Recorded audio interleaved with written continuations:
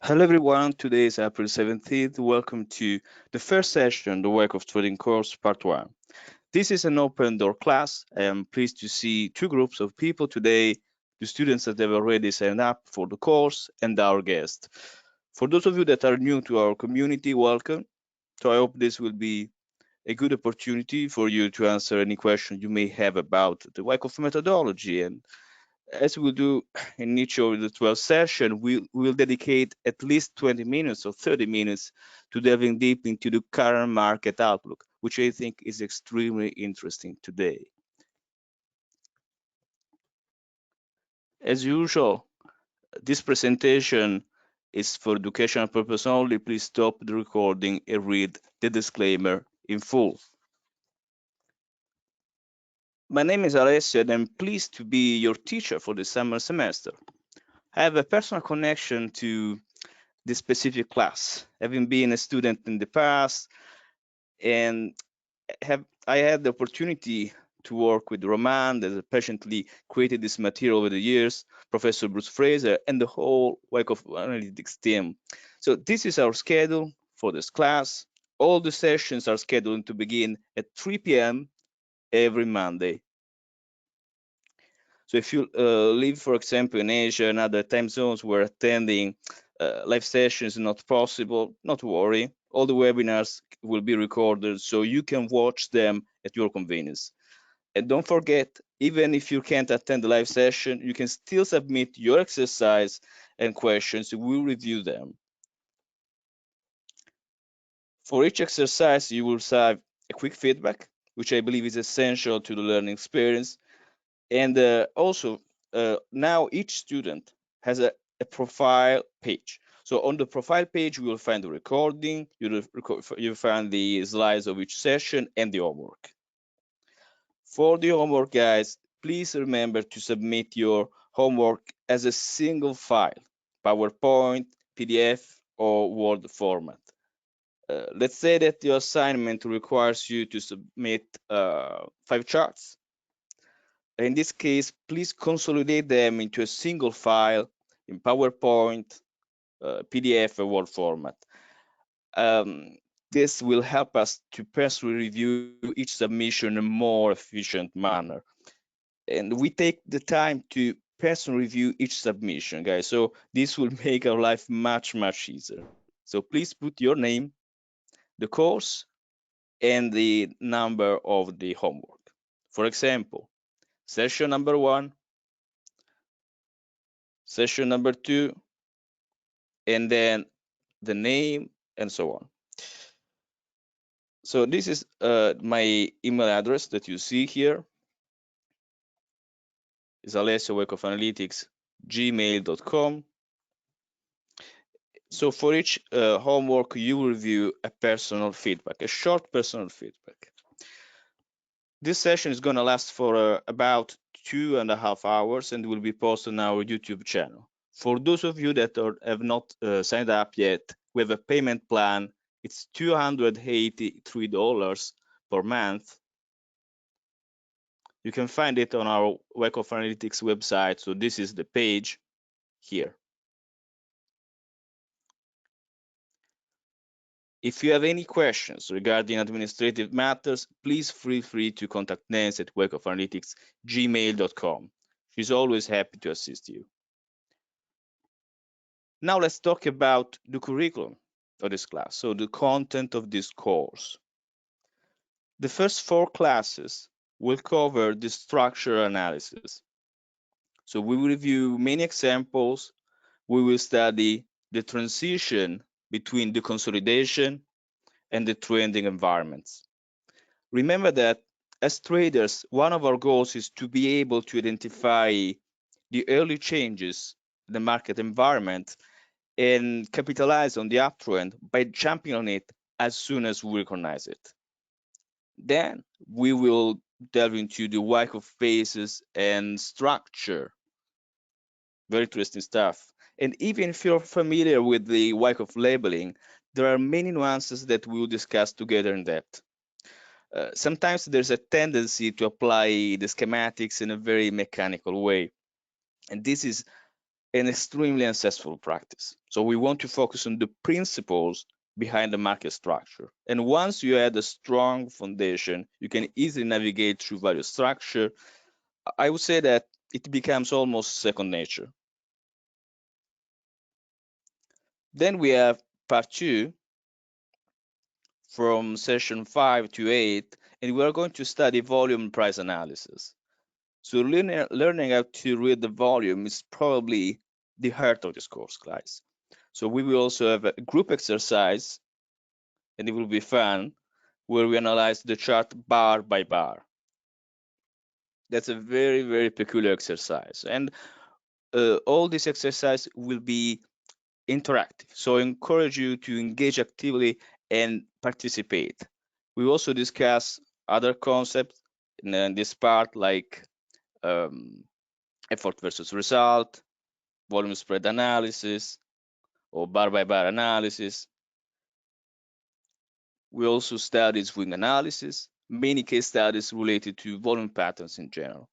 And if you have been following our work for some time, you probably know that we frequently utilize historical analogs. Specifically, we identify a structure from the past and we employ it as a point of reference.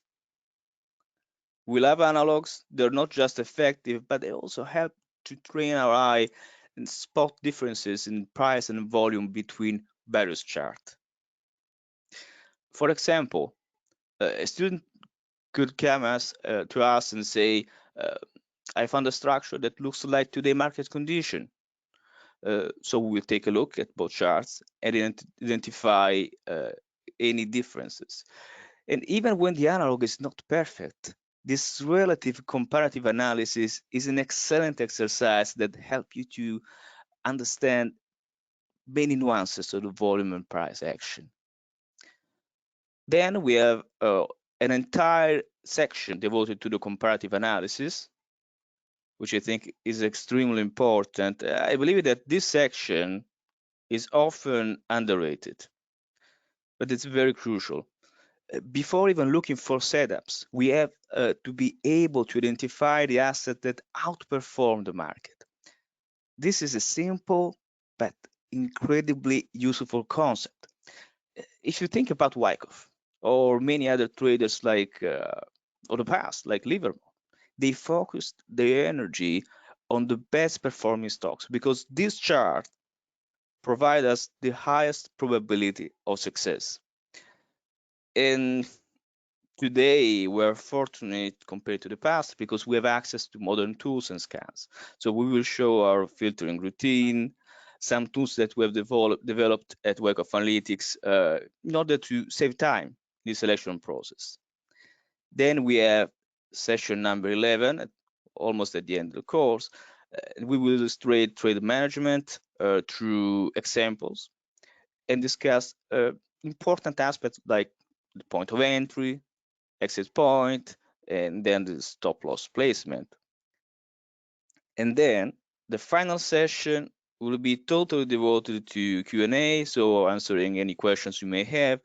And this is a good opportunity to address basically any doubts and uncertainty that you could still have. But let's talk also about the second part of the offering that we have. So WTC Part 2, the execution, also called in the past practicum. So for those of you that already gone through this course or are planning to enroll, I want to remind you that Part 2 is all about the execution. And you can attend Romance Open Door class tomorrow at 3 p.m. Pacific time. So you will practice what you learned through various exercises with a strong emphasis on bias and timing. And I can assure that the bias game are extremely helpful. So we challenge our students to recognize the patterns of accumulation and distribution through simulations that we practice together. And guys, we strongly believe in the utility of simulations. While some students may be skeptical first, stating that it's impossible to create the emotional landscape of trading with just a simulation, honestly, we found that after going through many simulations, students begin to see the benefit and value in this approach. And Roman is devoting a significant portion of this class to post-analyzing the trades of all the students, which I think is a very good practice, because only this way we can identify our mistakes, guys. So do not miss the open door session with Roman tomorrow, 3 p.m. Pacific time. It's totally free, and you can register on the website or watch the recording on YouTube. Now it's time to review our curriculum for today. First of all, homework. So the first assignment is to read this beautiful article, Anatomy of a Trading Range by Agent 40. So you can download the PDF file of this article directly from our website. In the next slide, we will show the link. And this is one of the best introduction to the methodology. It's a very comprehensive article. It covers a huge amount of information in just 12 pages. And it's also written very straightforward language. So right now, your first assignment is just to read it. But in the next session, we will have some hands-on exercise where you label the chart, you practice your skills. As always, we will provide a market update. We look at the stock indexes, gold, Bitcoin. It's really important for us to show how we conduct our analysis, our thought process in real time. And in every session, we'll do this. Then we will discuss the concept of the CO. And I'm willing to bet that many of you have already heard about this idea, but our intention is to demystify what may seem overly simplistic. Then we will talk about the price cycle model. And last but not least, we'll discuss the behavioral market analysis. Institutional investors who handle billions of dollars have unique needs and targets that differ from the average retail investor. So if we want to follow their footsteps, we absolutely need to become investigators to understand who these market participants are and to understand the rules that they have to follow and as well their way of thinking. And today we'll study a real example, Apple. Very popular stock. We will go through the monthly chart, then the weekly chart, and daily, and so on. So moving on to session number 2. Next Monday, we'll dive into the specifics.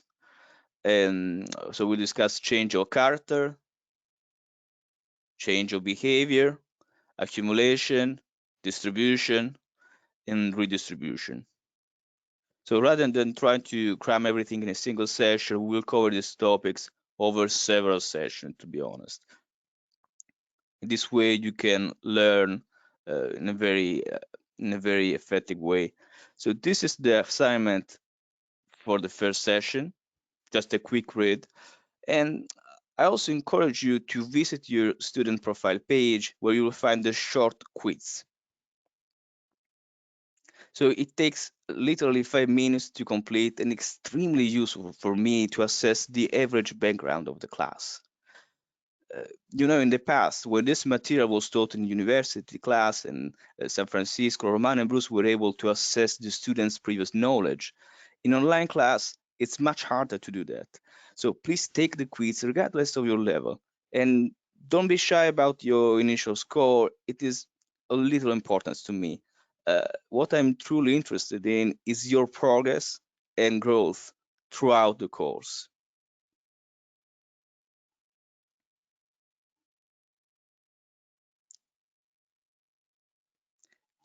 Now let's talk about the market update, guys, which is very fun today because the market is really, really interesting. So this is going to be a regular routine for us as we do every week. So let's talk. Let's talk about the S&P. So the first chart. I get you through this and encourage you to participate by asking questions. So let's have an interactive session now. So you can write in the chat box, and let's start from the very beginning. First of all, let's conduct a poll. So are you feeling bullish or bearish about this chart? And please write in the chat box.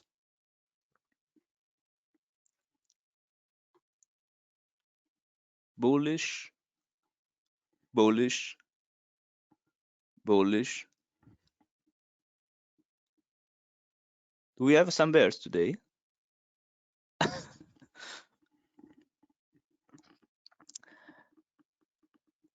Okay, bullish. So basically today the majority is bullish. We have also Russ Davis cautiously bullish. Yes, but basically we are 100% bullish guys today. This is concerning for me.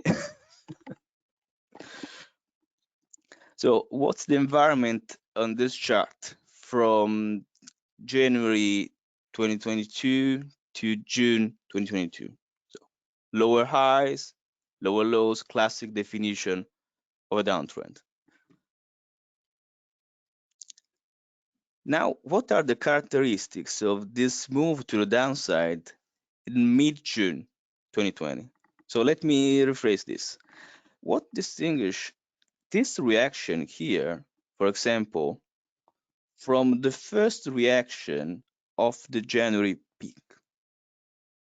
I want to see the differences here in terms of price and volume. So guys, please write down your comments here.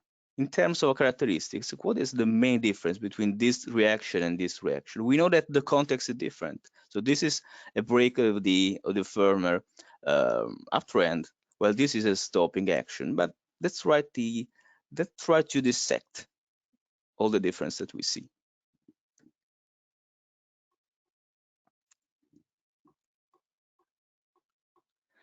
So I see some comments here.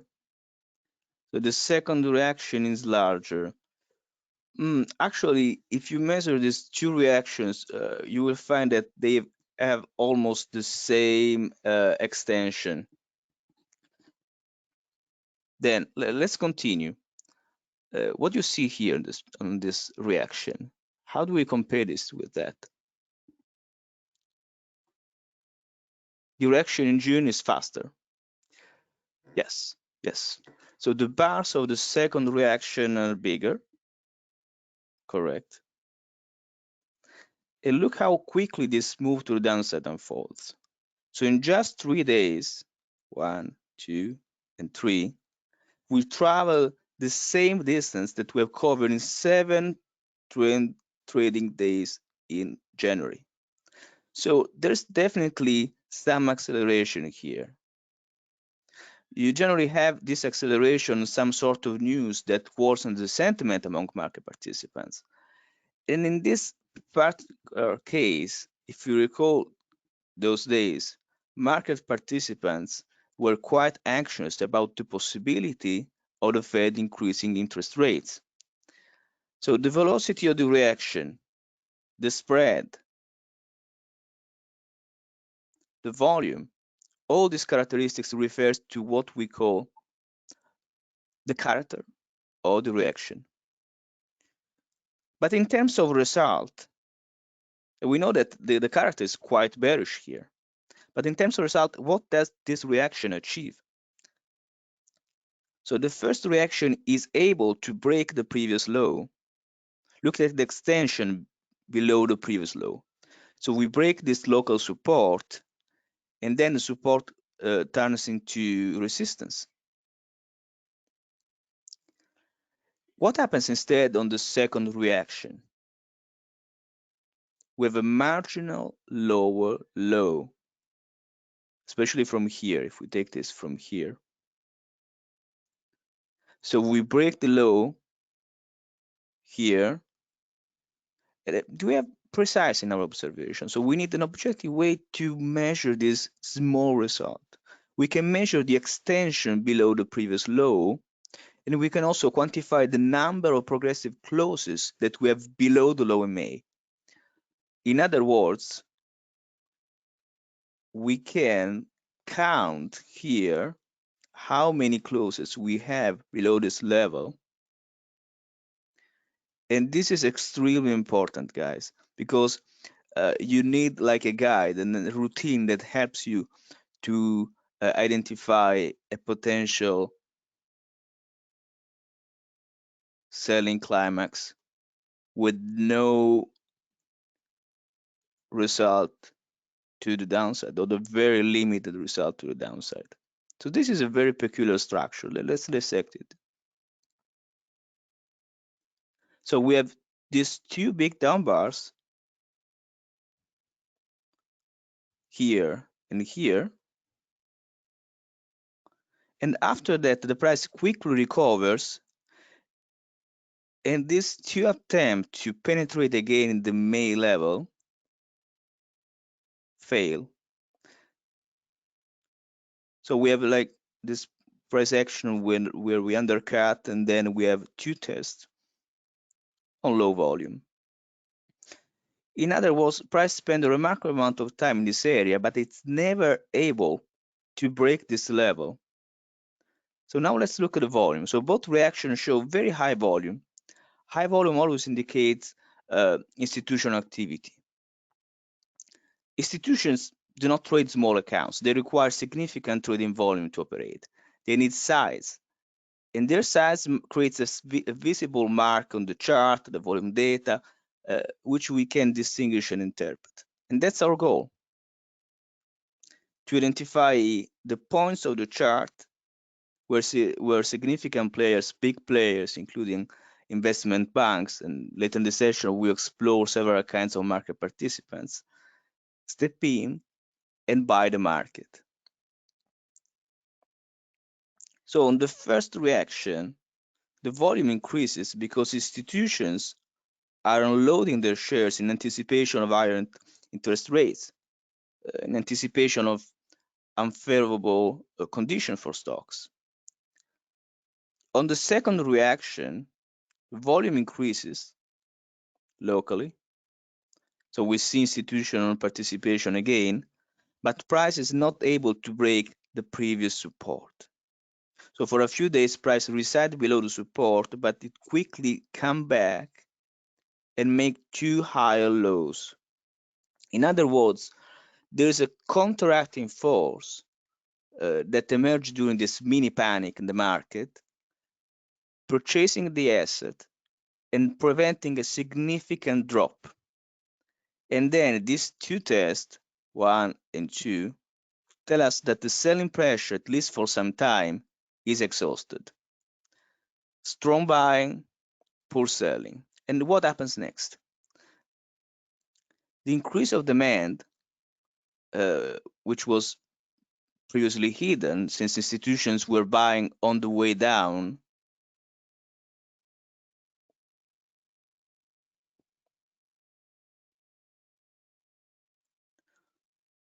produce a result here, a quite significant rally. Now, what are the characteristics of this rally? Because we have to be extremely precise, guys. So write down your comments. What you see on this rally in terms of spread, in terms of closes, volume. Please write down.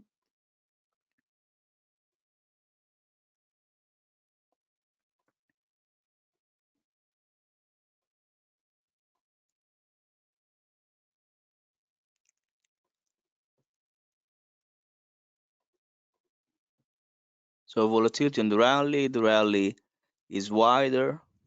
And yes, we see a lot of volatility, especially to the upside. But yes, I totally agree on the fact there's some volatility here compared to other part of the chart that we see later. Lower volume on the rally, exact.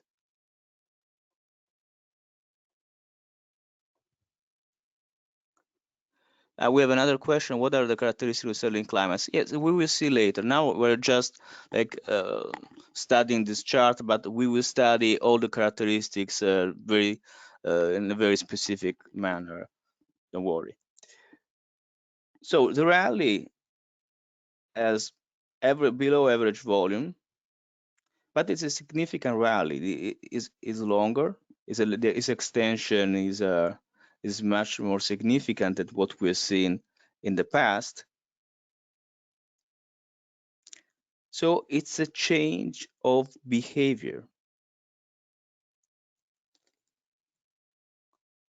Basically, a change of behavior is a change of behavior rally in particular. It's a rally that is totally different compared to what we have seen before in the context of the downtrend. And this rally is totally different. So look at this rally, for example. And now we could actually compare these two rallies here, rally number one and rally number two, and see the difference. For example, this rally, both rally have low volume compared to the average, but we have to say that the volume here is extremely low compared to this. So it's a matter of fact that in both cases the volume signature is decreasing, unquestionably, but in the first rally we have just 2 high volume days, and then the volume basically disappears. Look, it's extremely low. So just here and here on the momentum kickoff, and then the volume decreases. And right on the resistance, we have just one close above the resistance, nothing else.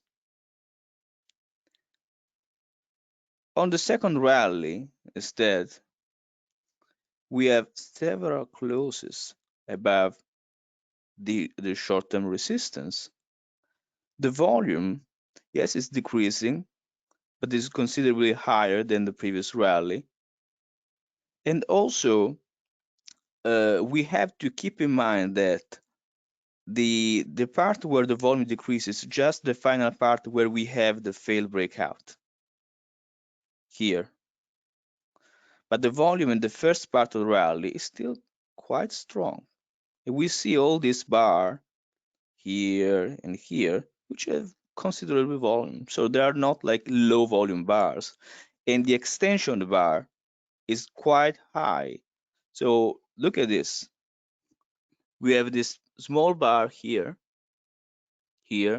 just 2 big bars at the beginning of the momentum here. While here the spread of the bars is quite considerable, even in the second part of the rally. So the second rally is strong, at least stronger than what we've seen before. And we have also to stress the fact that this rally is spending more than a week above the short-term resistance.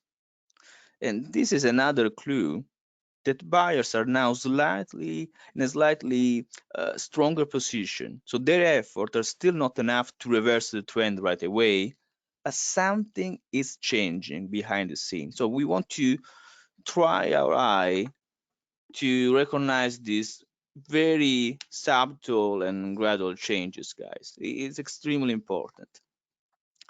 So this rally is what we call a change of behavior. So the structure of the downtrend is still intact. We have lower lows and lower high, but there are many clues that points to a different balance between the sellers and the buyers. So we can draw, for example, here a classic downtrend line.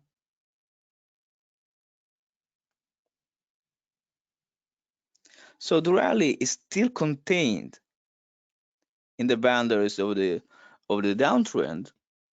We hit the overbought trend line. If you drew a trend line just considering this point, this high, and the lows here in this area, but it's still a change of behavior. So this rally is telling us that as the downtrend matures, the bears are gradually losing their grip. Considering it from a trading perspective, the downtrend is still active at this point here because we have the failure, and we don't want to go against the trend, which is still down and this area. But we have to acknowledge these changes in the market dynamics in order to prepare our tactics and identify any potential shift in the structure at the earliest opportunities, guys. So the next reaction that comes after this rally has tremendous volatility of the peak. This reaction here, and shows a lot of volume. And we see here. However, the crucial question is, what's the outcome? What's the result of all this selling? So there's a huge effort by sellers to push price down. The highest volume signature on the chart, for sure, when you see this whole period. But what's the result? We are barely able to penetrate the lows. So bullish or bearish, guys? High effort, low result to the downside.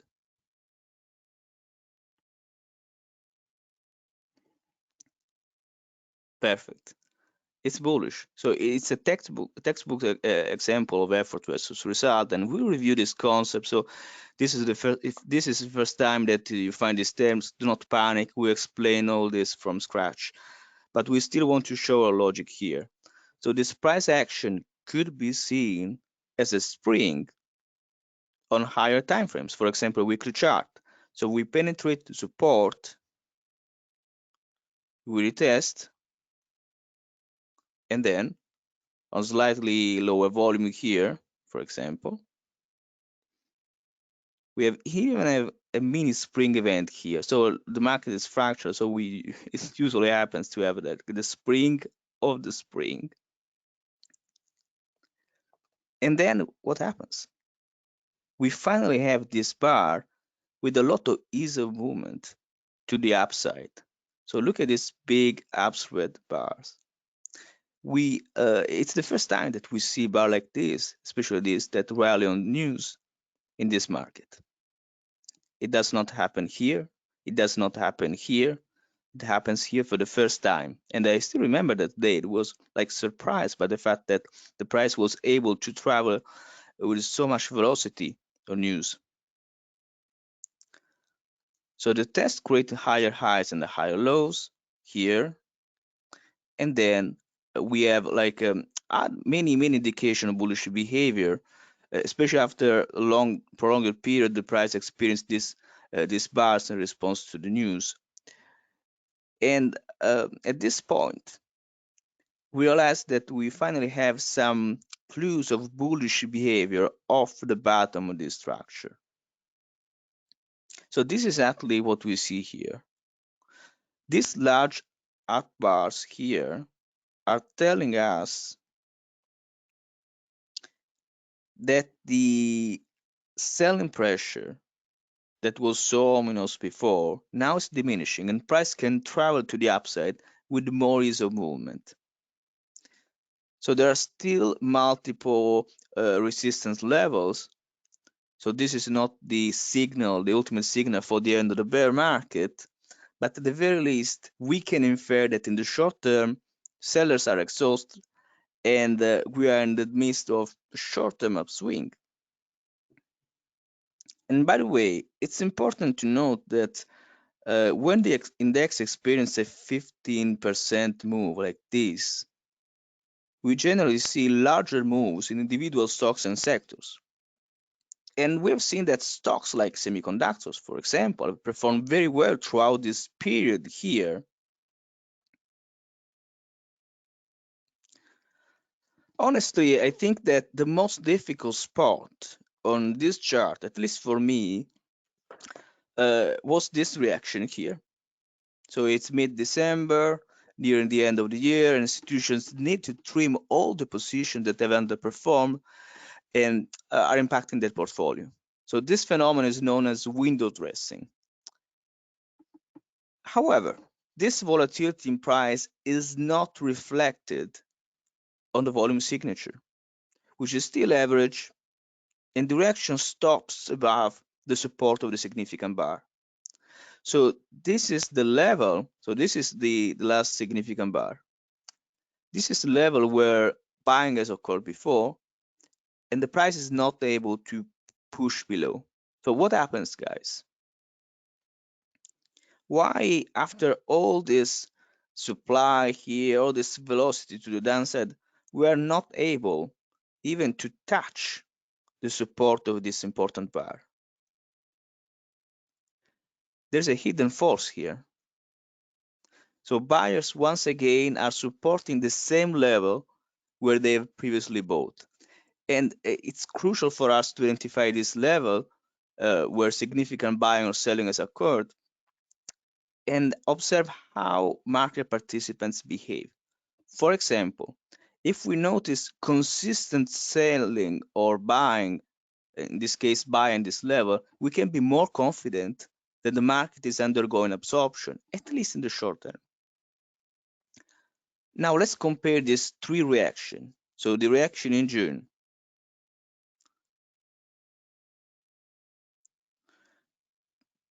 the reaction in October, and the reaction in December.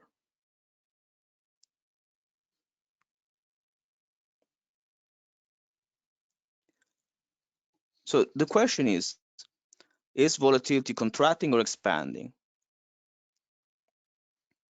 So the volatility is contracting, and Paul is asking here, how do we measure the volatility? So take a look at the spread of these down bars.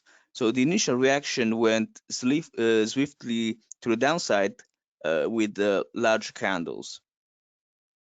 And we even observe these gaps on the daily chart, which is quite unusual for highly liquid contracts like the S&P.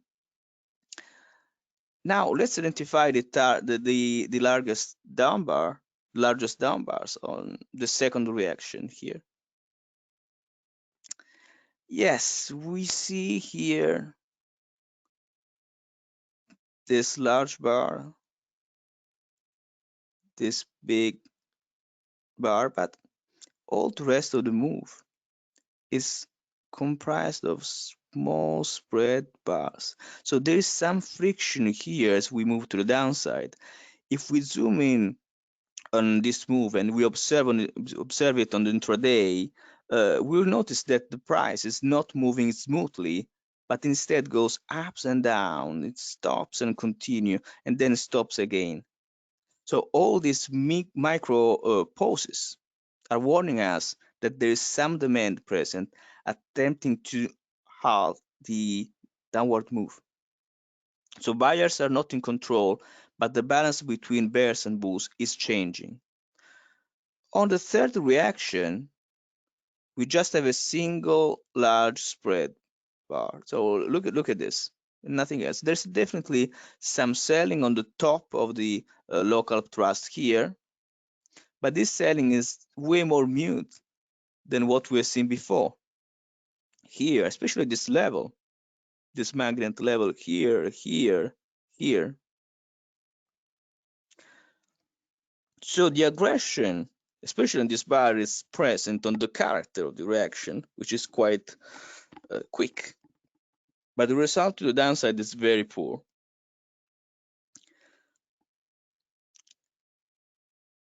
That said, even though the net result of the small reaction is bullish, you still want to see more confirmation in the structure.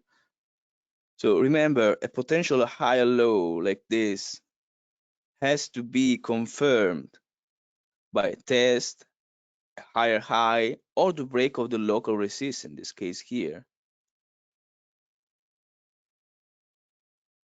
So we want to see a confirmation in the structure. This is just a change of behavior. We need a change of character, a change which is reflected in the structure. And this is exactly what happens here. So we have made a higher high, but we still have not been able to overcome the significant resistance level because we fail again. However, it's important to remember that the market is not the black and white picture.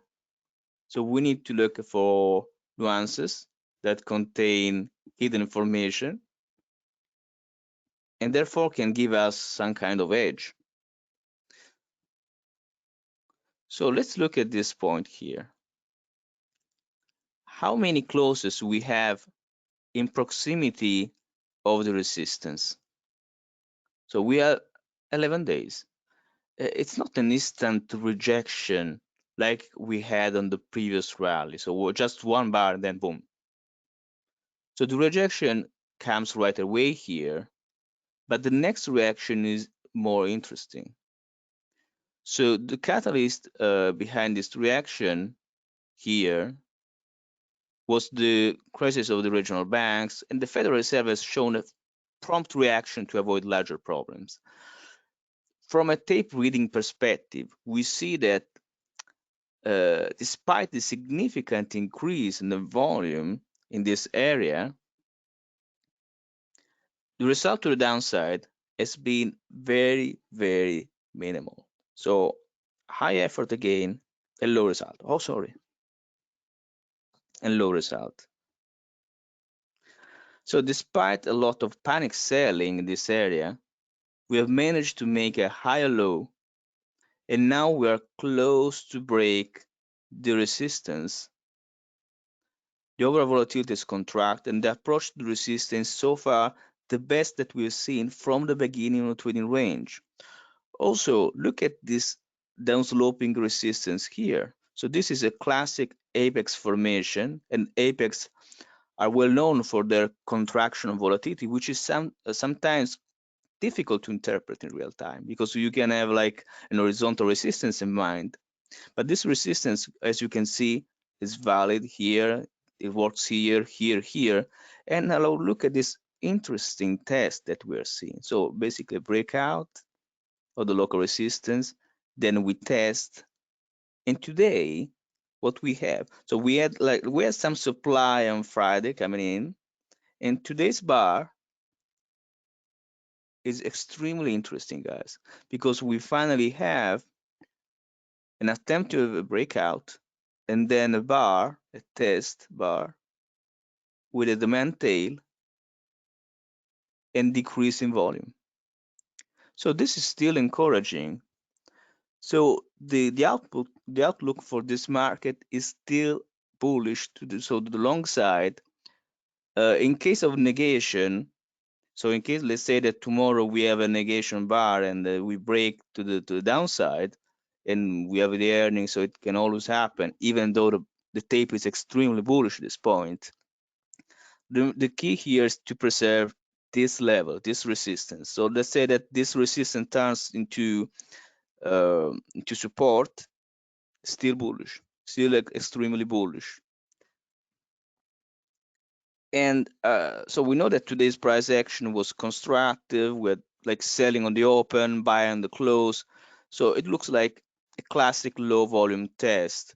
And we say that the negation of this scenario could be only the break of this local support.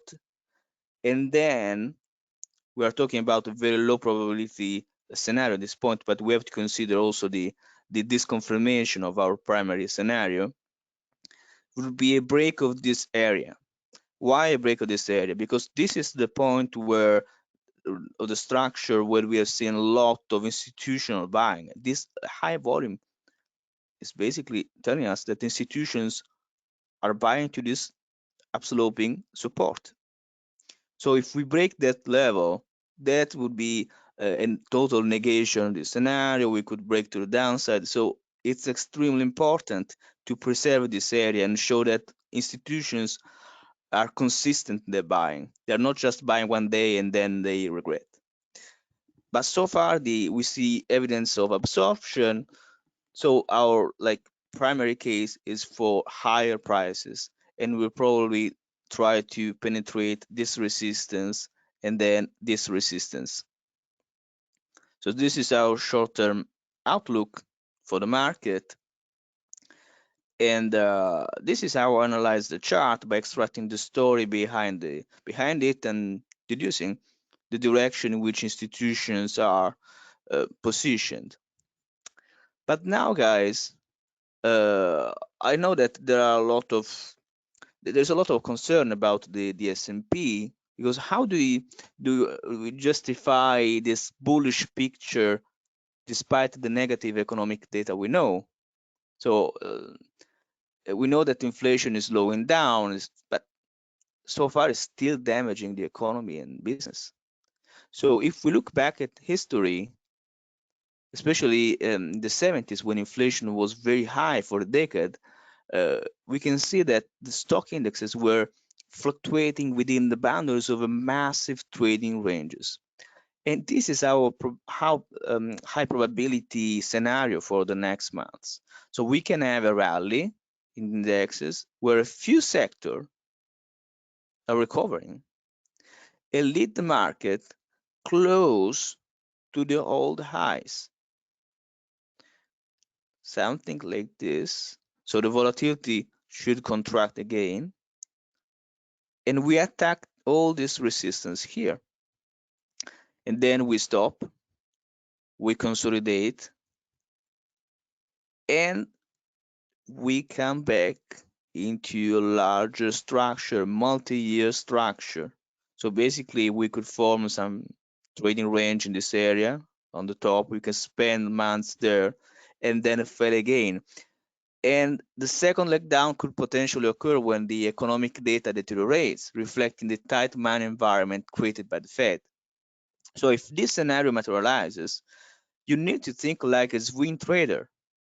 So you can't wait for the price to return to the highs to establish long positions, as most of the opportunities at that time will likely have already passed and volatility can come back again then. So the most intelligent strategy is to establish positions around the lows of the structure, gradually increasing our allocation as we get more confirmation to the upside, and then be very suspicious once we get close to the top of the range. We could get here, slightly lower. And Roman has published several analogs with the structure of gold. Basically, when we have an acceleration after the apex and we make a lower high, and then we come back and into the trading range, we form another structure. In a way, this structure reminds me also what we have had here. So you can clearly see that we have like a mini change of character compared to this. This is like a huge bear market, no doubt. But we form this accumulation, which in a way is elements of an apex formation, if you think about this. Not necessarily an apex, but there's still this contraction of volatility here. And then we have this mini bull market.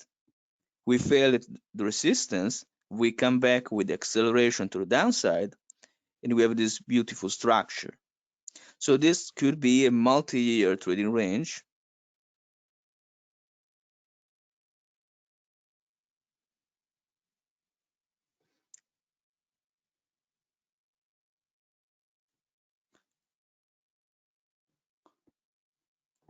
We see the same structure here. So we have to be ready to trade this and take this opportunity from the lows.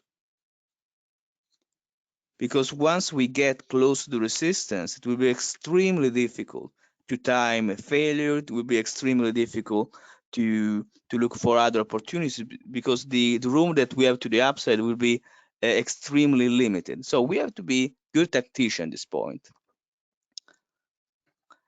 Now let's look at the Dow Jones Industrial, which is one of the most interesting chart.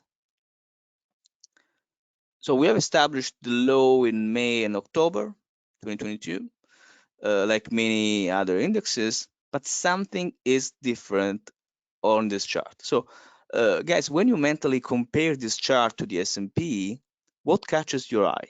So there is a big difference in the structure.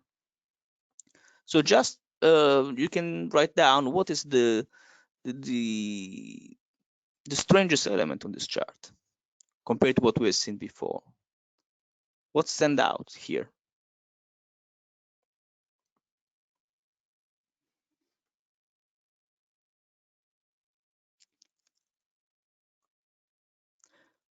I see that most of the comments regard this rally here. So very interesting, guys. Very, very interesting. So this rally at the end of the year is able to overcome the resistance, showing massive leadership, and then price consolidates in the upper part of the range, which is an element of strength. So the picture here remains constructive. We see a test on lower volume. Look at the candle. The spread is narrow, and the demand tail is bullish. Is that what we are seeing here? Sorry. Okay. By the way, sometimes we see this fight between bears and bulls on social media, guys, but do not waste your time on that. So our playbook is very simple. We connect the dots and look for the evidence of absorption to position ourselves on the long side or to the bear side. We've been doing this since the formation lows here. So if volatility comes at the top and price disconfirm the rally, and we see a break of significant support level, in that case, we are ready to adjust our posture and establish short position. But we need to see that this confirmation signal. And for now, we are still in a very bullish environment. So until supply comes in and break these levels, this important level, we have to stay with the current environment. And when you're in a big trading range like this, and look at this, the volatility here is extreme. You don't have to be correct on the bias on every single bar. Tactics are more important than prediction because on this rally, there are many stocks that are making like 20% gains and more. So if this formation here, this second trading range holds, from a labeling point of view, we could call this rally a major sign of strength, followed by a breaking up action, a complex breaking up action, which is itself a trading range. But I want to show a different thinking here, since I often use point and figure chart in my analysis. And if you measure the potential to the upside of this causality here, so the area between June and October, basically you have full in the tank for a rally to the top of the range. Sorry, for the top, for the all-time high, basically.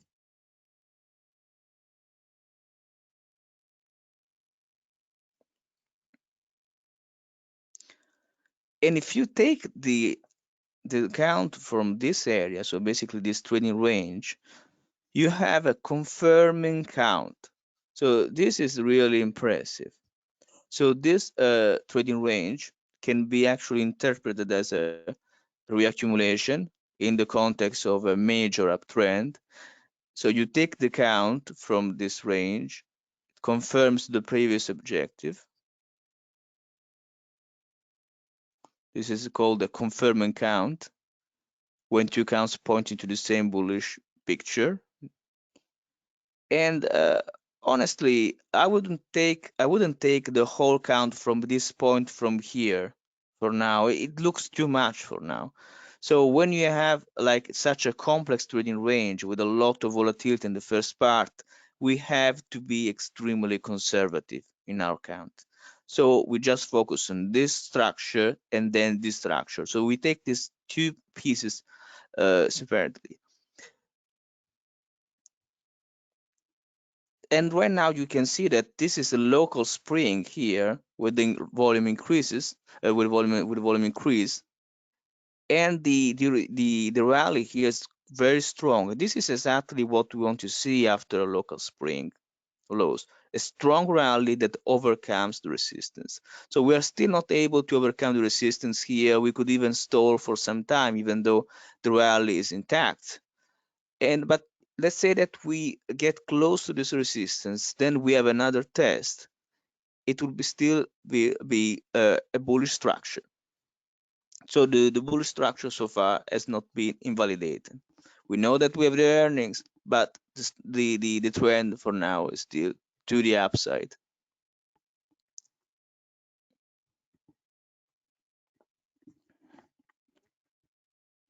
Let's go to the Russell. So among the chart that we've seen so far, does the Russell appear stronger or weaker to you guys? So please write down.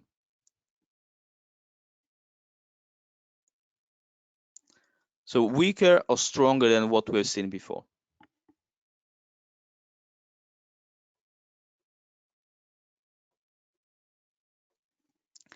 Yes, definitely weaker. Definitely weaker. Actually, today, on today's bar, we have to say that the Russell was outperforming. But the long-term picture is much weaker than the other index. So just like one day of outperformance, but the rest is still weak. And we can explain this in macro terms, thinking about the components of the Russell, which consists of small cap companies.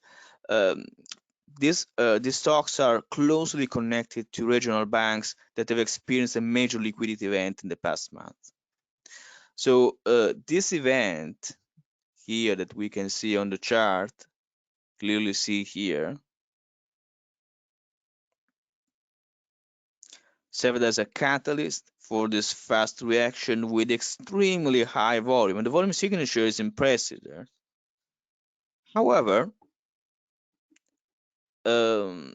what's the result to the downside that we have? So the direction is really nasty. It's fast. The spread are very large. But what's the result of this reaction?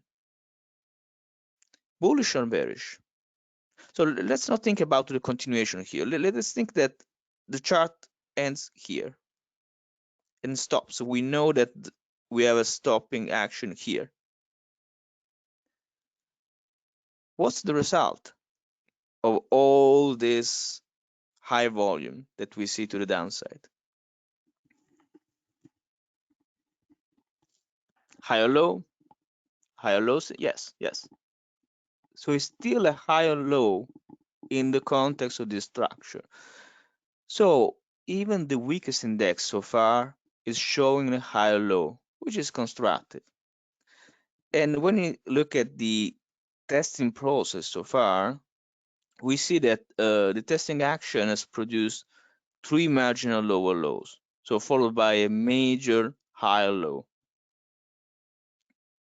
So 1, 2, 3 marginal lower low on decreasing volume. Volume continues to decrease, and then we have this major higher low. And today we're very close to overcome this resistance. I suspect that it will take some time here to overcome this level, but we are very close to overcome it. Very close.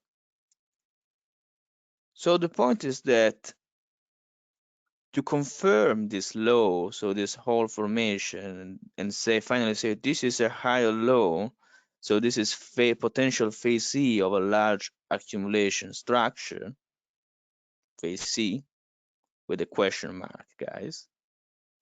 We need at least to overcome this resistance. So we need to break at least the short-term resistance level with the conviction, with some volume coming in, because now the price action on decreasing volume is just testing. Could potentially one bar like this, increase of demand, breaking the resistance. And this will be our phase C. So we are still not there, but we are very close, guys. And we need that volume confirmation at some point in order to call this phase C. In case we fail right on the resistance, we could establish a prolonged trading range here. This is totally reasonable. Have something like this, where we spend time here since this is the weekly index. But today's outperformance is probably pointing to the possibility of a breakout here. So we have to see, we need that confirmation. Let's say that for a moment, let's forget this chart. Say, oh, this is not the chart of the Russell. This is actually a stock, or this is a cryptocurrency. You could just have a limit order here, a stop buy order on the resistance, and that will be your point of entry. Simple strategy. With the future contract, this is it's totally different animal, so you can't risk much. But the stop buy order for a stock in this technical condition would be a quite good strategy. Very simple. Uh, Basically, if the order gets filled, the confirmation is triggered, and we enter the position. If the breakout fails before reaching the resistance, we are out and we do not lose any money. Now let's look at the Nasdaq. So the Nasdaq has dramatically underperformed the market in 2022, but then at the beginning of the year, we have seen massive outperformance, and especially in the software sector, we have seen so many good rallies. The crypto sector, for example, has benefited from this outperformance. So we'll just focus here on this local trend channel here. There's even a potential steeper channel that we could create, guys. But we're still early to say this. So the first leg to the upside here is very dynamic. So we run into the most significant supply bar on this chart. This is the most significant supply bar. This is our important resistance level. So we run quickly into this level. And even though we do not overcome instantly this level, the reaction here is very modest. So look at the volume. So we do not see high supply coming in on this reaction here. Average volume. On the contrary, the volume signature that we see here on the low is quite high. And this is bullish or bearish. So we know that the continuation here is to the upside, okay, but is this price behavior where we have average volume on the top and extremely local, well, it's local and it's not extreme, but there's this very significant compared to what we've seen before, at least in this area, high volume here and consistent volume data. Well, this is bullish. This is bullish. So basically, from the tape reading perspective, this reaction is extremely bullish because we are confirming that this supply is not so aggressive now. So it's this supply zone is not able to push price down. And we actually see some buying occurring in the same area of this bar, which was previously selling. So we see this switch from aggressive selling to aggressive buying.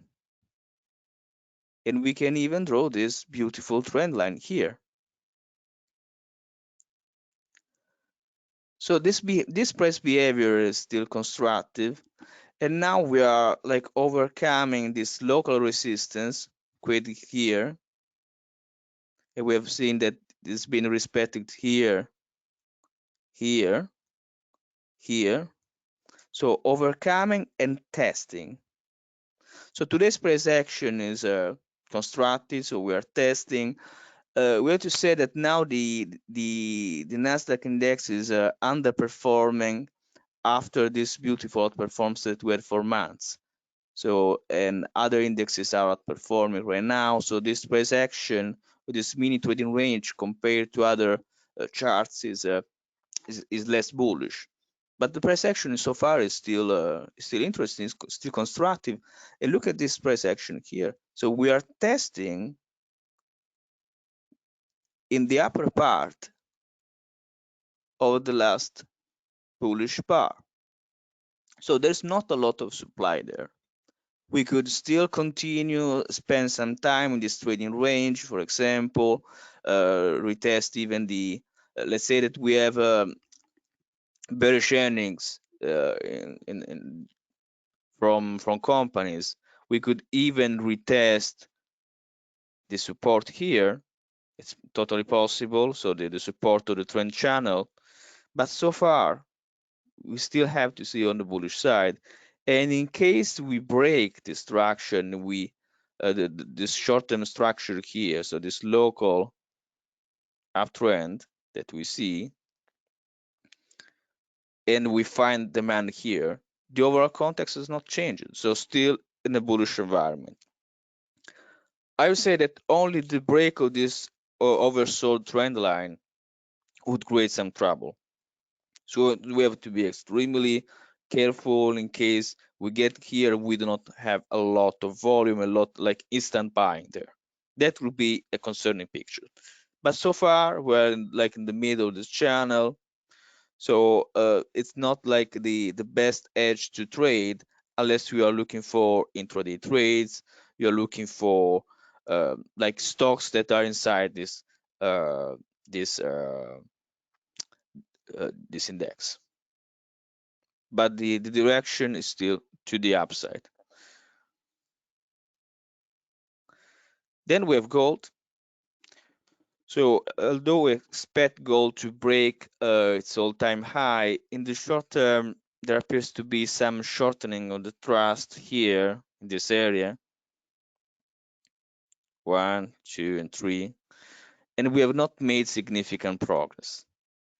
So while the volume signature was contracting, we were making marginal lower highs, with a lot of strength in the background. So this is something what create this structure where there's bullishness, but we do not make progress. It's the previous trend that we had. Look at this, all this volume here. This is a strong demand that we have.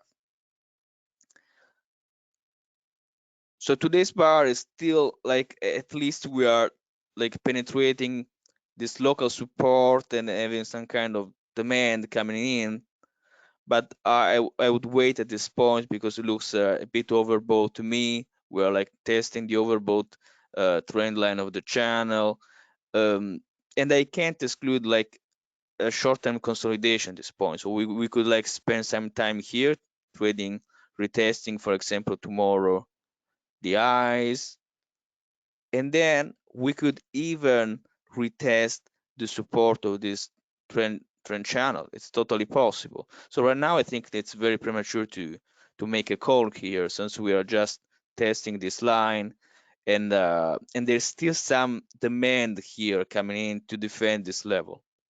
So I don't think that we will have like an instant failure here to the downside. I don't think so. At least this doesn't look to the high probability scenario for me. I think that we will continue to consolidate for some time, and then in case we have a reaction here, guys, and the reaction in the context of the established uptrend, so this is the established uptrend here, I would compare this reaction to the previous one. So use this as a potential analog. For example, let's study this reaction. So this reaction basically has the same structure here with shortening of the thrust, just two bars that have increasing momentum to the downside. But look what happens next. So the rest of the reaction is marked by a laborious move. Look at the spread, very small spread here, and then we quickly recover. So in case we have some kind of reaction here, I would like to compare like the first leg down to this, and the second part of the reaction, because the structure looks kind of similar right now. But it's still early to make a call here. I think that right now there's no hedge for gold, and I currently have many gold positions in the stock market, because there are many stocks related to this market. But the chart of gold, to me, is still a bit. I want to be cautious at this point. Let's say it this way. But there are definitely accounts that pointing to much higher prices, and this whole accumulation that you see is just a baking up action of a larger structure. So Bruce has point and figure accounts pointing to much higher prices for gold. It's just a matter of short-term trading for now that we're discussing. So just tactics for the short-term chart. And now let's talk about Bitcoin. And this is probably the most unnerving chart that we have today, but we will show a solution for the next slide. So we discussed the previous plate in the Wyckoff crypto discussion. So we mentioned two potential scenario: acceleration or pullback into the oversold condition. What's your outlook for Bitcoin, guys? So bullish or bearish? So first of all, what's your take on this whole structure? What do you think about this whole structure? Do you see it like a strong accumulation?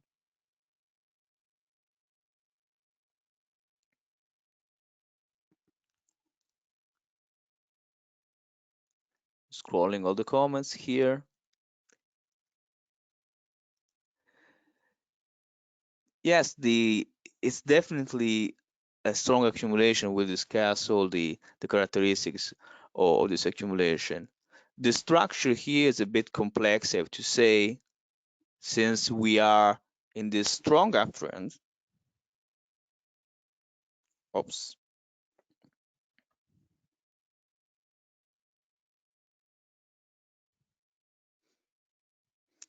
This is just an aberration created by the banking crisis, but the stride of the uptrend is clearly visible here.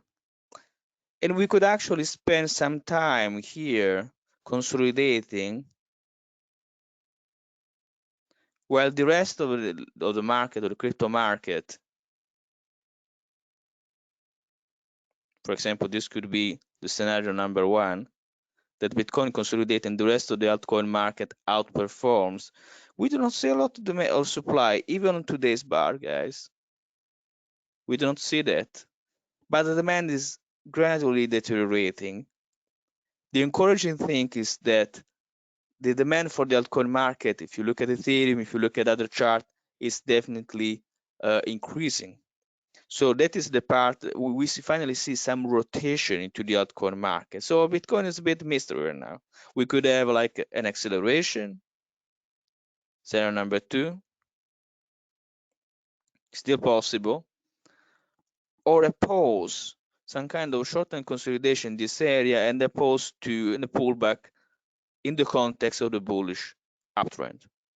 But this whole area is a huge accumulation, guys, and there are much higher counts for this for this accumulation structure. Definitely higher counts, even pointing to 40,000. So now let's dissect this structure, and this is one of the last chart that we have for the market update. We'll discuss other stuff today, but let's dissect this chart. Let's understand the strength behind this accumulation. So Bitcoin made its lows in June 2022 in sync with the stock market. So we see a preliminary support and a selling climax. So first attempt to stop in May, increase of volume, preliminary support. Then the selling climax came in June on slightly higher volume. We have to be honest, not a lot of volume, but slightly higher volume. Since that day, the average volume throughout the formation has increased. If you compare this, and this is not visible, but if you compare this area, this is the volume in this area, with the rest of the downtrend that we've seen, we see a lot of volume here. It's much higher than what we've seen like in the whole, from the beginning of 2022. And this is extremely important because assets like Bitcoin have low institutional participation. So we know that it's a relatively new market. Very often the downtrend unfolds to low volume and price falls back on a lack of participation. So basically we have a pattern like this, where we have downtrend, distribution on the way down, but the volume decreases because there's no participation. There are no market participants that are extremely active in this market, in bear markets and so on. They just basically escape the market. But when you see this increasing volume in crypto assets, you definitely see the footprints of institutions that are seeing some value in this area. So they identified this area here as a potential value zone. They're interested in this price and they buy. They buy some here, they buy here, and the price stops. So the sentiment is extremely bearish. We have an extreme point of fear here. So this is just like phase A of the structure, but we'll discuss this technicality later. For now, let's just focus on the most important characteristic of this chart. So we have an extreme point of fear here, which is the FTX collapse. But it's interesting to observe that in spite of the massive effort to push price down, that news, the volume increase is high, but the result is limited. So this is like the highest volume signature that we see in this chart, and we are using Coinbase, which is quite reliable. In fact, of accumulation volume signature, because as the uptrend advance, you usually like to analyze the charts of future contracts. Many years ago we had BitMEX, then we had Binance, but when you are like on the lows of the structure, on the absolute low of the structure of a potential multi-year accumulation, you have to use an exchange like Coinbase or also Binance, but especially Coinbase. We know that it's effective because we have to look for an increased activity in the spot market, first of all. So basically, we see a lot of effort to push price down, but the result is very limited. So we barely penetrate this low. And look what happens next. So we see this consolidation, which is itself a range, but this is a very prolonged and unnerving testing action with a contraction of volatility here. Look how volatility contracts. It's extremely low compared to what we're seeing here. It's unbelievable. And Bitcoin tends to repeat these patterns, that we have a lot of selling on the way down, absorption on the way down, because other market participants, big pockets, come in and buy on the way down, because this is the only way that they can acquire a significant position in Bitcoin. Bitcoin is still not very liquid, so they have to come. There is a lot of panic. They stop the price, and look what happens next. We have this prolonged period of testing, and this is a classic setup to the long side. And I'm happy to say that in the crypto Discord, we have been able to identify this setup. So I was a bit really discouraged by this down move at the beginning, but then with the confirmation about this high, this local high, this local resistance, so this break supported by good volume, the trade was activated with the stop buy order. So this is a very encouraging for Bitcoin. But what happens next? because at this point we are trading just with a short-term horizon. We don't know that this is really phase C because the structure is still very ugly, guys. There's not a lot of just look at the rallies. The rallies right here, they're poor quality. We don't see the huge rallies for the structure, big rallies and then rallies and reaction. No, the structure is very lackluster. The participation is still limited. At this point, we see many crypto assets that are making higher highs, but Bitcoin is still weak in this point, in the first part of the structure. But then what we see here, this rally is totally different what we have seen before.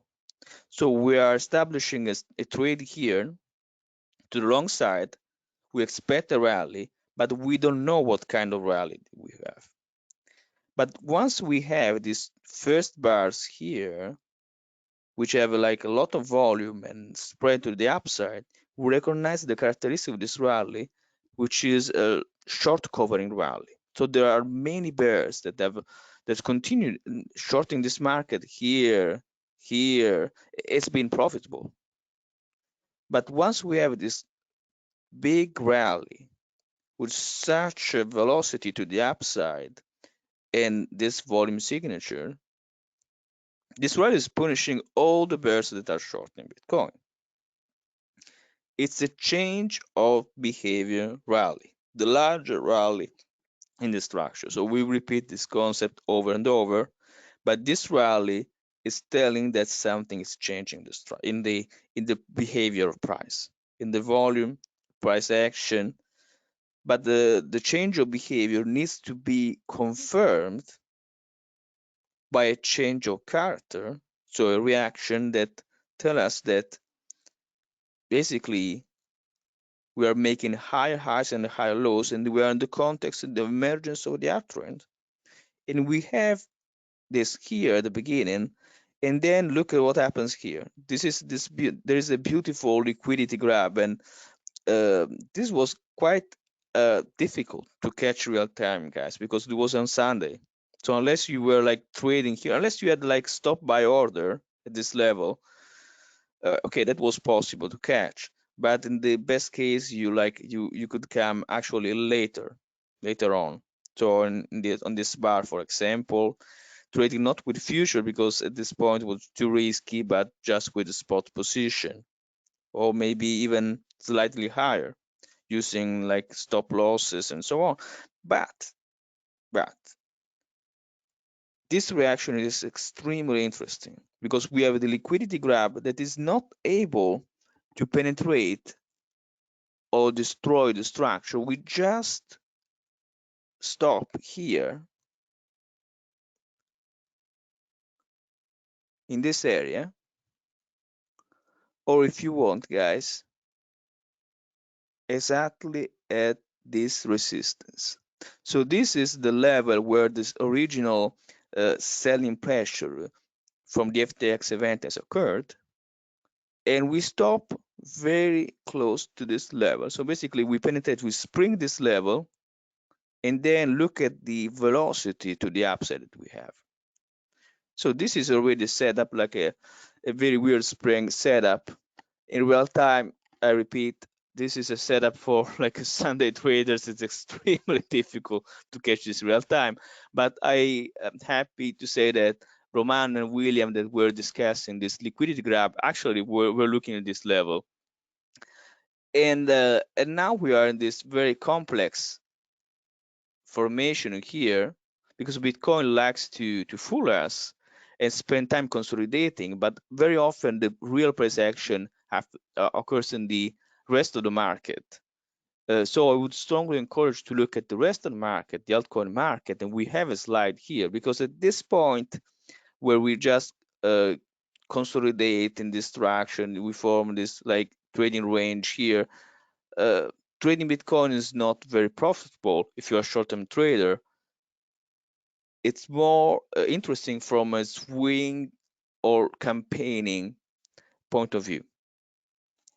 But from a short-term trading perspective, you can have multiple fake outs here. So it's all about tactics, about like you see a continuation. Okay, you enter, you have a quick entry here. You anticipate some kind of deterioration of the momentum. You look for some kind of entry on the support on a higher volume. That would be my favorite scenario, even though I recognize that if the market accelerates from here, we probably will be able to retest all this resistance again, potentially accelerate. So we, for me, like it's 50-50, both scenarios are possible at this point. But let's look at the altcoin market, because we see decrease in volume here for Bitcoin and increase in volume, especially in this area. And today we have like this, we had like this attempt to break out and now a test here. And there are assets which are in a much more interesting position. So look at this GMX. So we have been stalking this asset in the wake of crypto discussion for many, many months. And look at the, we will study this later, the comparative analysis. But look at this asset is already in the uptrend. So while Bitcoin was like having a lot of pressure to the downside, we have an horizontal structure. So there are buyers that are supporting this cryptocurrency. And then we enter this uptrend way before than Bitcoin. In this area, we have the outperformance of Bitcoin, but this asset is actually consolidating. It's making higher highs and higher lows.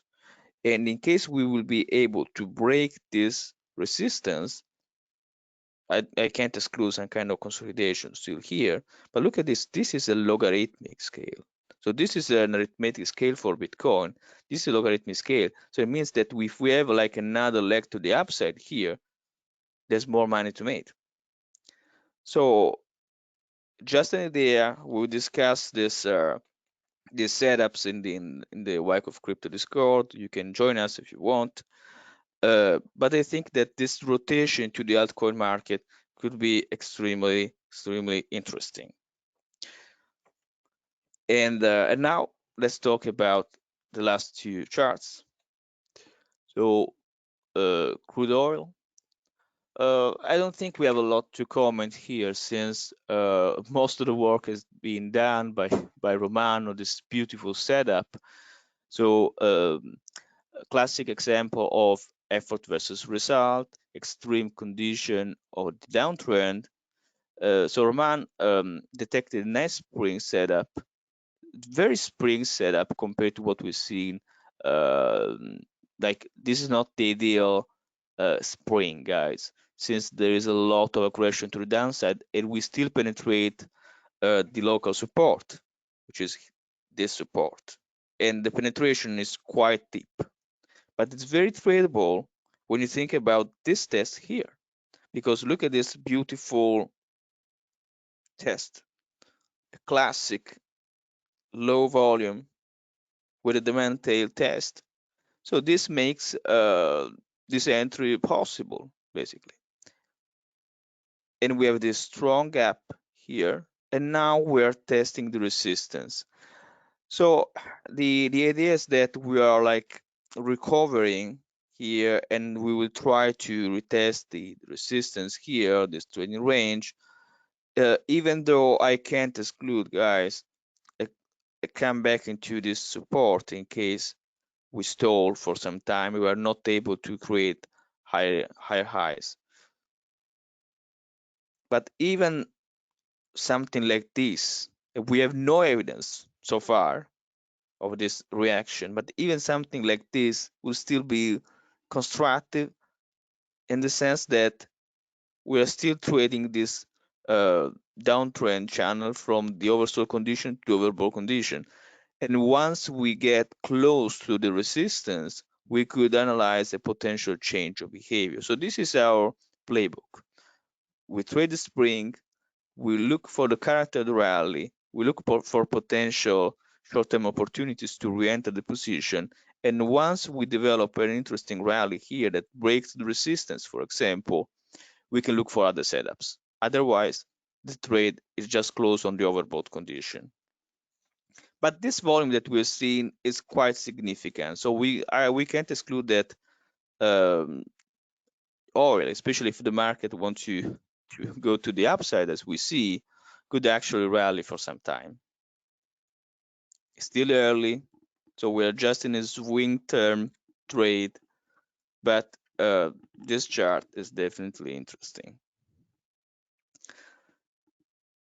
I think that the short-term pulse that we're seeing on Bitcoin, gold, and crude oil at the same time could potentially be correlated to the dollar, which has been extremely weak since November 2022 and continues to be weak here.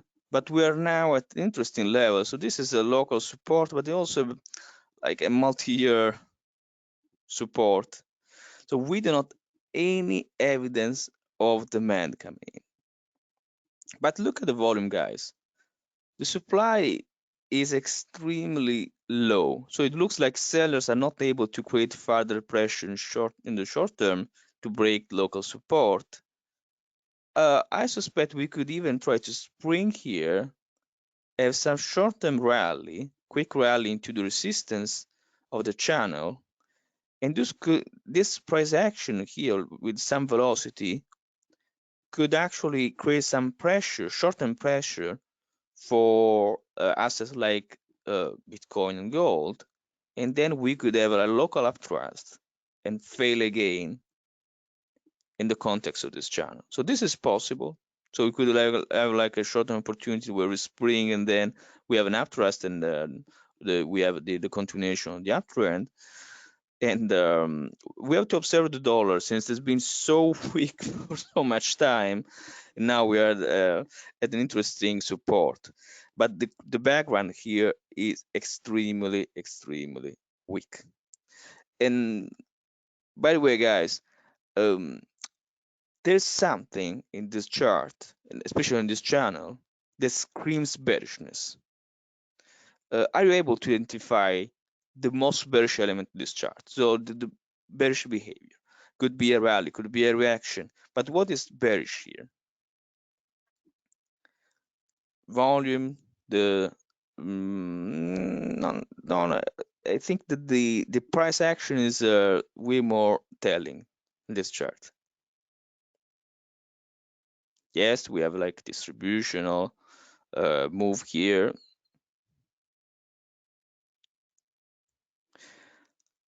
Actually, the fact that the price spends so much time in the oversold condition or the downtrend, so it basically stick here, is extremely bearish. It means that there's the demand here is so low that we are not able to have any kind of rally here, here, here, here.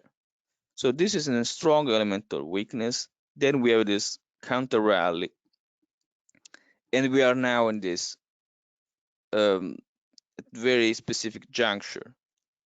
And honestly, I would be happy to trade. I'm not trading a spring here since there's no sense in trading springs in an asset that have a lot of weakness behind, an asset that are in downtrend. I would be more interested, honestly, to trade the uptrend setup if materializes here, but we will see.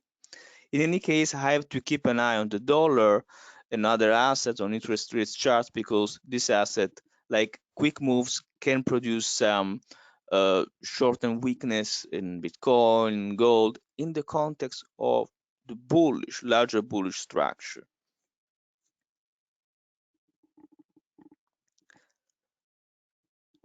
So the analysis of the market for today is done.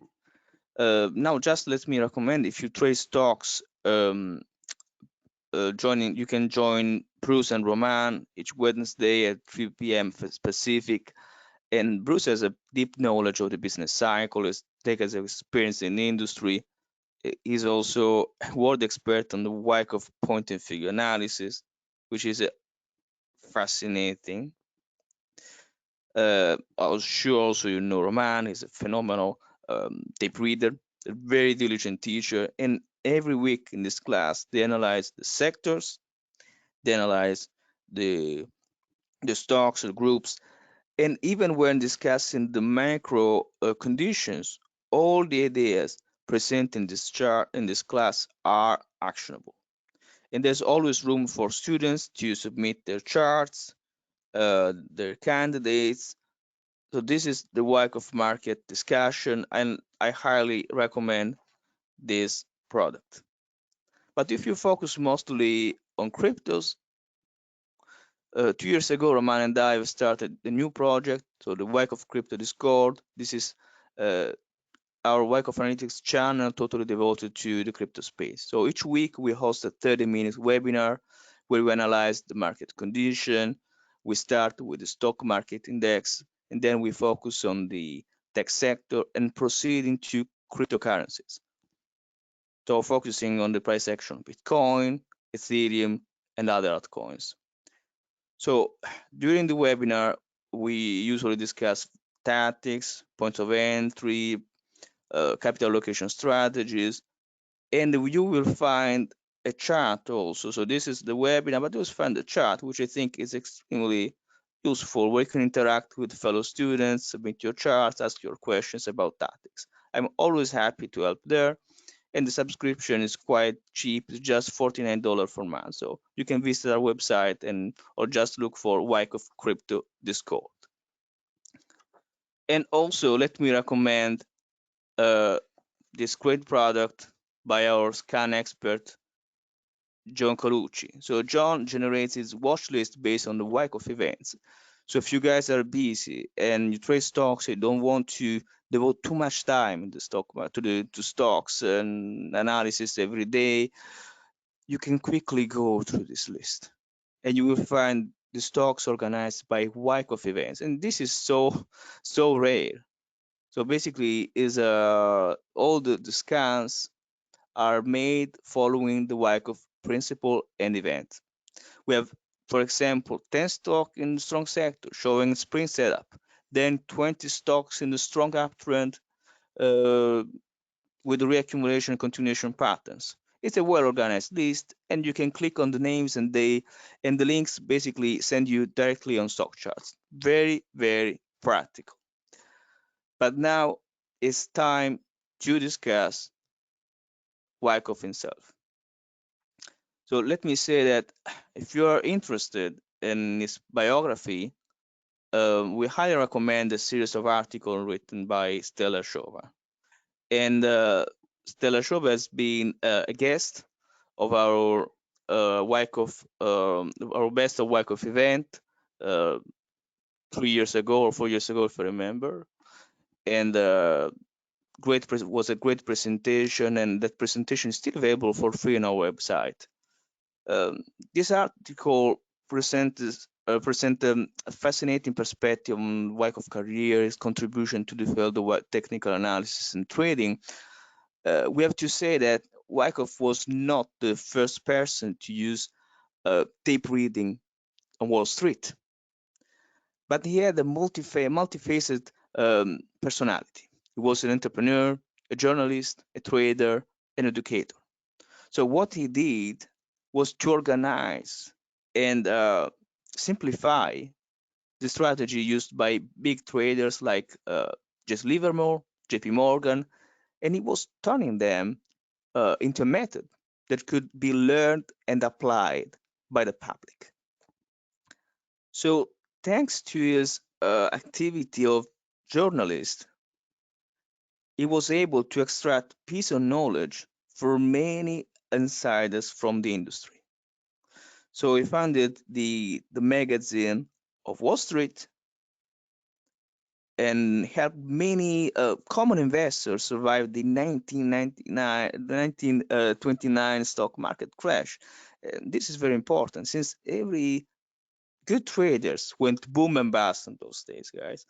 And he was so systematic in his approach and so conservative, in fact, of risk management, that actually his rules forced him to stay out of the market in very nasty conditions. So very conservative traders. We can say also that Wyckoff wrote several books. You can find them in his biography, which is very enjoyable here. This is a very, very fun book. And the most interesting fact about this biography is that you can find many stories from that era. JP Morgan is mentioned in the book. There's a chapter that tells the story about old scandals, US institutions. So it's definitely fun. That said, many of these books, particular stocks and bonds, stock market techniques, which are good books, but refers to a different market compared to what we see today. At that time, the stock market had a very small number of market participants and capital compared to today. The overall liquidity was relatively poor. The whole market was completely unregulated. So in a way, the stock market of the beginning of the century, of the past century, reminds me of the crypto market of today. So with its pros and cons. But even though the rules of the game remain the same, we have to say that the stock market has evolved into different animal today. There are dozens of indexes to monitor, hundreds of ETF, future contracts, and the market is always evolving. So as educators, students of the market, our role here at Wyckoff Analytics is to keep up with what's happening today. And that's our goal. That's our goal. And Hank Pruden, Professor Golden Gate University, brought new life to the methodology. Roman, who is experienced as a hedge fund consultant, often provides an insider perspective on today's industry. So this methodology, we don't see this methodology as a static body, as something that does not evolve. No, we want to see an evolution of the Wyckoff thinking. This is our primary goal. But this is Richard Wyckoff original course is in the public domain. You can download it for free, but they recommend it to study this material only to advanced traders that want to have an historical look at the method, how it was working at the beginning of the past century. If you are moving your first steps, say beginner and intermediate traders, into the methodology, I recommend starting with a more modern interpretation that focus on the market to last at least 30 years, because the rules of the game have not changed, but there are nuances there that can really make the difference. And in my experience, I studied this material many years ago, but when I met Roman and Bruce, I had to unlearn many things and start again. And just to emphasize this concept, guys, let me give you an example outside the trading board. If you talk to some friends that are professional musicians, maybe working in an orchestra and jazz ensemble, you will find that many of them, when they're kids, started with the wrong approach to their instrument. Pianists, string players with the wrong posture. When they decide to continue their path and become professionals, they had to unlearn their old habits and learn again the basics, which can be extremely challenging. And sometimes it takes time. It's a process that takes time. So if you begin with an updated approach, it can take twice as long to correct later on. And I I can absolutely tell you that this is something that happens very often.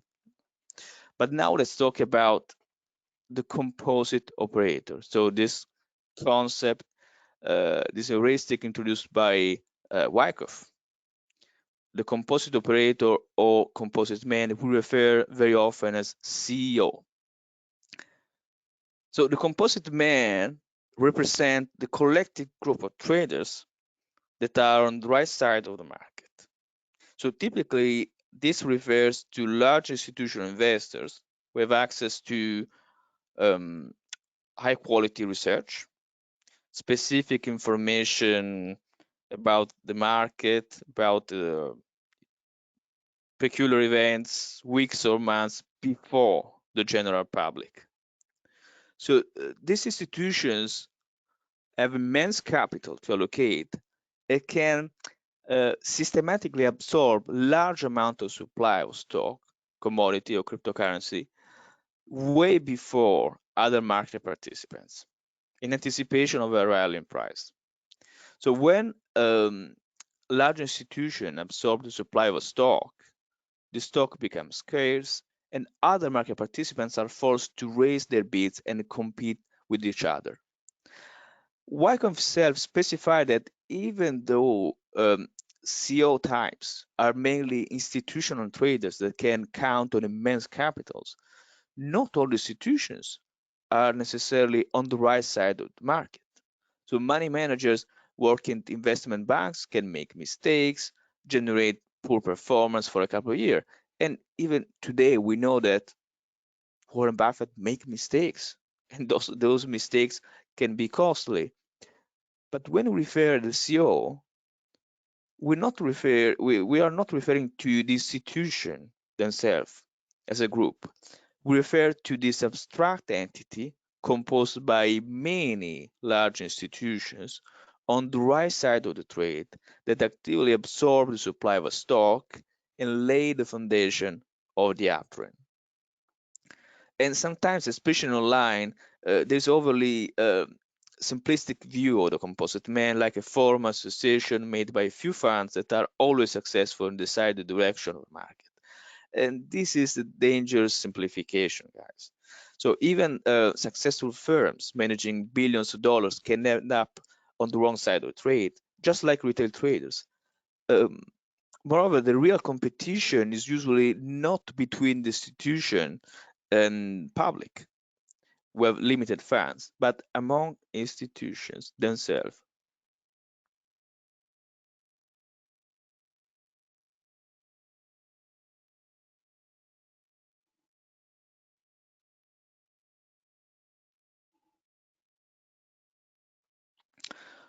For this reason, we don't like to talk about institution versus retail traders.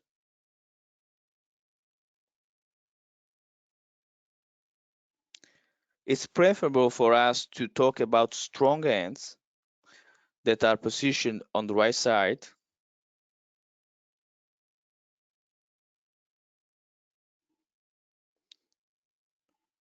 versus weak hands that are on the wrong side of the market. And our goal as tape readers and Wyckoffians is to study the footprints of the CO and be on the right side of the market. Now let's look at the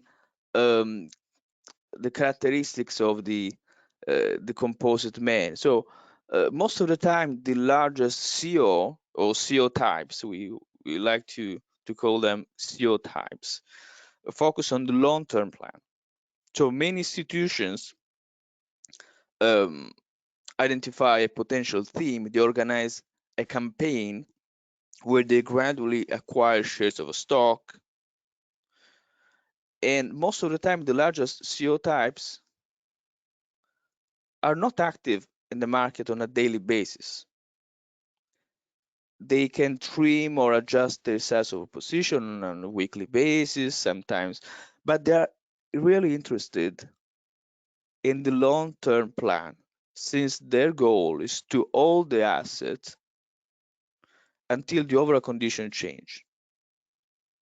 So we see this CO careful plans, execute and conclude his campaigns. Point one. We read here the composite man attracts the public to buy a stock in which he has already accumulated a sizable line of shares. Well, we're not thinking in terms public versus institutions. We just have to say that once the uptrend starts, we generally can have two kinds of promotion of the uptrend. The promotion of the price itself and the promotion of the news, which become bullish. Become bullish because the CEO was able to anticipate with a time frame at least 6 months or 9 months that the conditions for that kind of asset could potentially improve.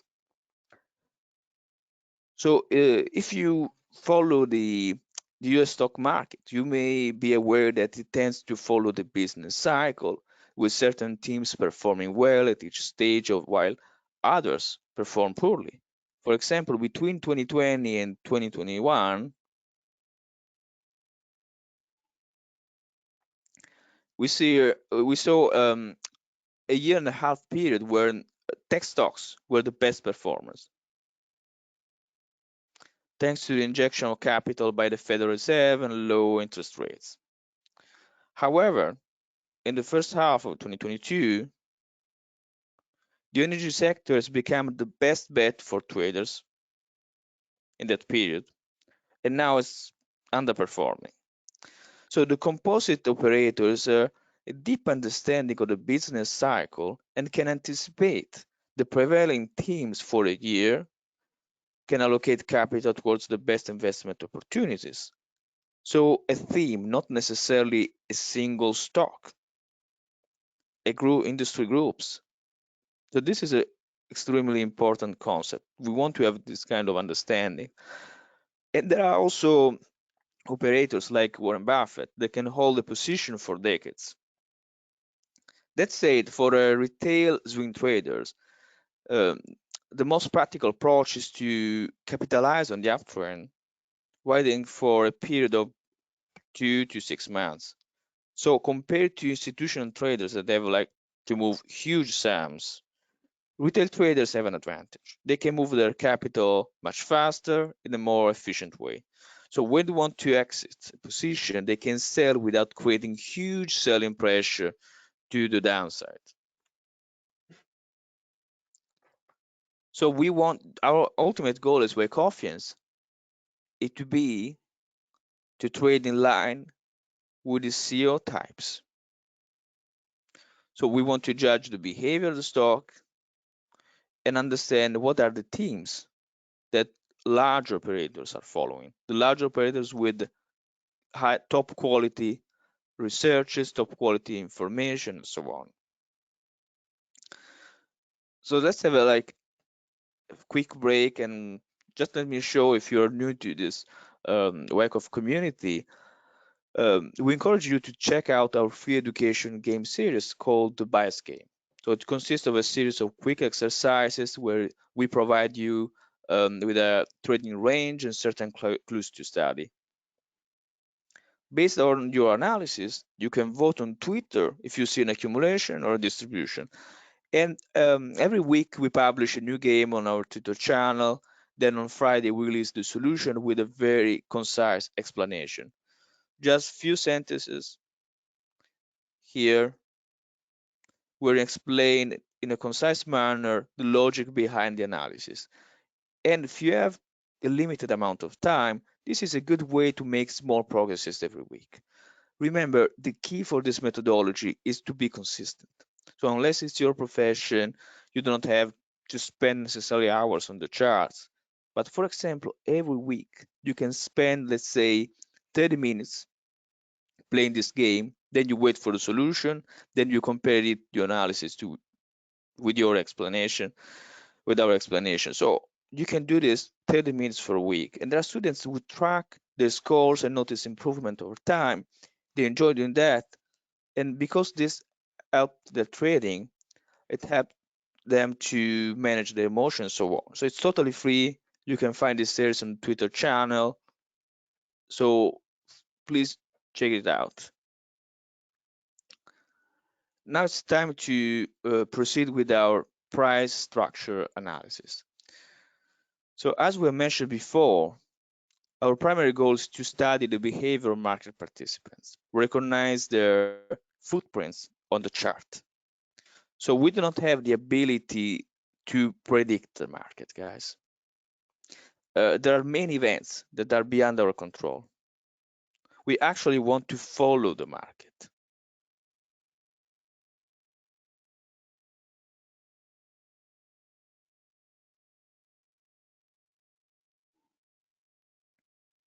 So even if you are an informed and experienced investor, there may be sectors of the economy where you lack top quality data information. I have many friends that are tech specialists, for example, and sometimes they catch some promising small cap names, because they have a good understanding of the themes of the industry, but they do not nothing about the energy sector. So they were not prepared for the market condition that emerged in 2022.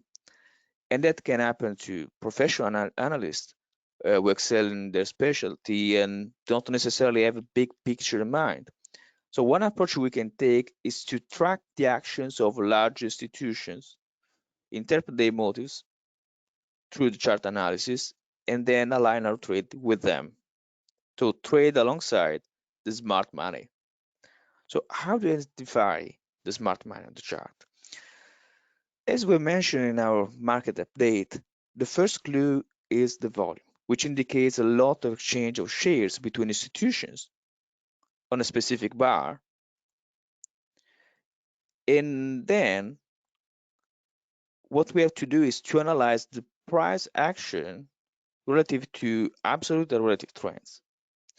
And this is important because we strongly advocate for the top-down approach, guys. So first we look at the price cycle model, and we'll see this today. Then we apply behavioral market analysis, and there's nothing esoteric about this behavioral analysis, guys. On the contrary, we'll discuss today the different classes of big market participants and their behavior is extremely important. So instead of focusing on their psychology, we look at their system, their needs, their goal. Then we apply trend analysis, pure Wyckoff analysis, change in behavior, change in character, the Wyckoff phases and events. So it's a specific sequence that we follow. And I know at the beginning it looks tedious, but we need objective routines in order to maintain consistent quality in our analysis. And once you practice with these routines, they become almost second nature. So we'll not have to repeat the process every time. But I'm confident that once you have implemented these steps, you will try to create an even simpler routine that suits your style. And there are traders that I know that just focus on stocks and the confirmed uptrend. They do not have a lot of time to spend on charts. They have good profession, so they create for themselves a very light routine where every week they choose stocks that are already in the uptrend. They do not care to pick the lows. And when their system do not shows a lot of opportunities for reaccumulation, they have the ability and the discipline to stay out of the market because they know the weakness of their system, the pros and cons. So we will come back on this concept in the final stage of the course. You can be a great analyst, a great trader, but if you don't establish a routine, guys, if you lack discipline, the results will be not consistent. But now let's focus on the price cycle. So this is a simplified price cycle that shows the accumulation stage, the distribution phase, and the trending environment in between. During the accumulation phase, we can look for signs of institutional activity, such as a climatic run to the downside into the sell-off climax area, where the volume dramatically increases, indicating the presence of opposing forces of demand. This could lead to a change of behavior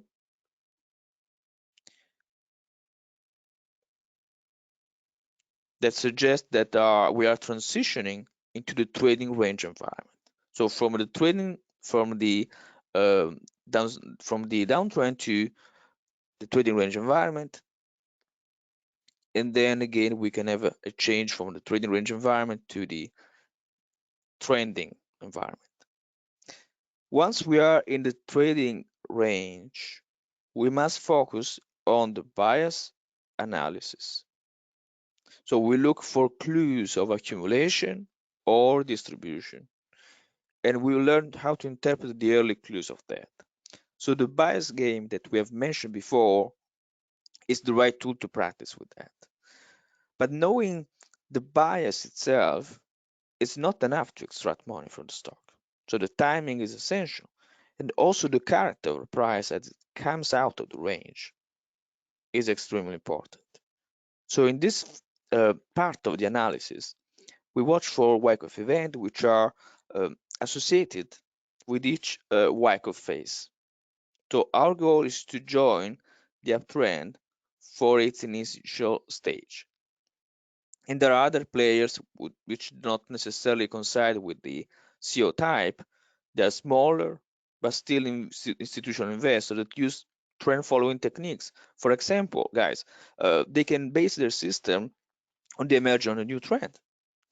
And a very popular simplistic filter that we're used today is the 52 weeks high.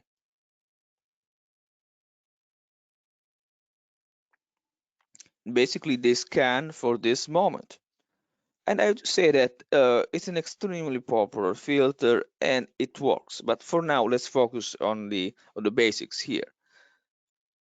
So every time a stock makes new high, not necessarily all-time high, but at least the local highs in a certain period of time, it attracts a lot of market participants. Since they have now the final confirmation that a lot of absorption has happened, the accumulation phase, and now they want to participate in the uptrend. As the uptrend reaches maturity and market conditions change, they may no longer favorable to the uptrend. At this point, a composite operator was patiently accumulated shares long before is now ready to unload their position at a significant profit. That said, this loading of shares does not necessarily happen in one day. Instead, it can be a gradual process with many market operators who have been in the uptrend since the beginning, taking profits on different days, here, here, and here. So typically, we identify a specific sequence in the process of distribution. So although there are many variations, the key principle is that shares gradually shift from strong hands to weak hands. As a result, the price action becomes less orderly because weak hands do not have consistency and long-term plan that the composite operator has, and the overall volatility increases.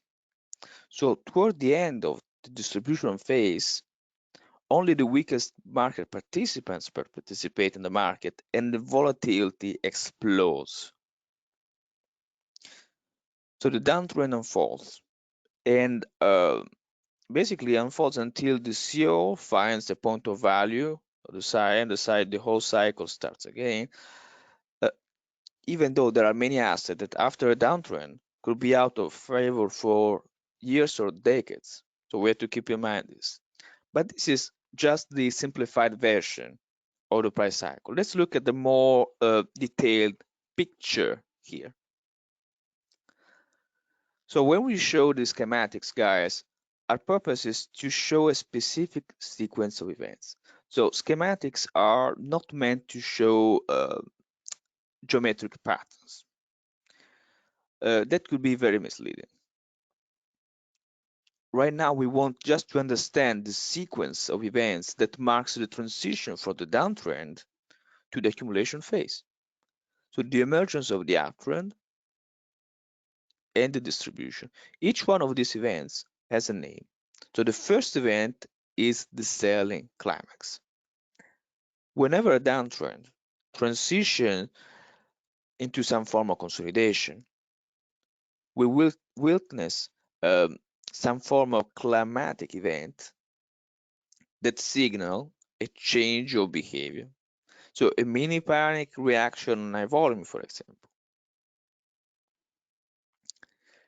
This is where value buyers take advantage of the increased liquidity to absorb the stock. Typically, in this stage of the downtrend, we have like stopping action, and the significant rally unfolds quickly after the selling climax. It does not have to be a big rally, but it has to be at least larger than what we're seeing in the downtrend environment. So larger than this, and this is, as you can see, is much larger than the previous rallies, the counter rallies of downtrend. Now we know that at least for some time, demand is controlled. So stopping action, high volume on the way down, the best rally since the beginning of the downtrend is a change of behavior. But as we move into the consolidation phase, we need a retest of the selling climax action in order to confirm the stopping action and the end of phase A. So phase A is composed by a selling climax, an automatic rally, and the secondary test. The secondary test, so this could be a higher low or even a lower low, makes no difference, but give us the confirmation that the previous environment is done, the downtrend, and now we are in a trading range. We don't know if this trading range is an accumulation or a redistribution, but it's something different. So the retest of selling climax low represent the first higher low since the beginning of the downtrend. It's structurally a change of character.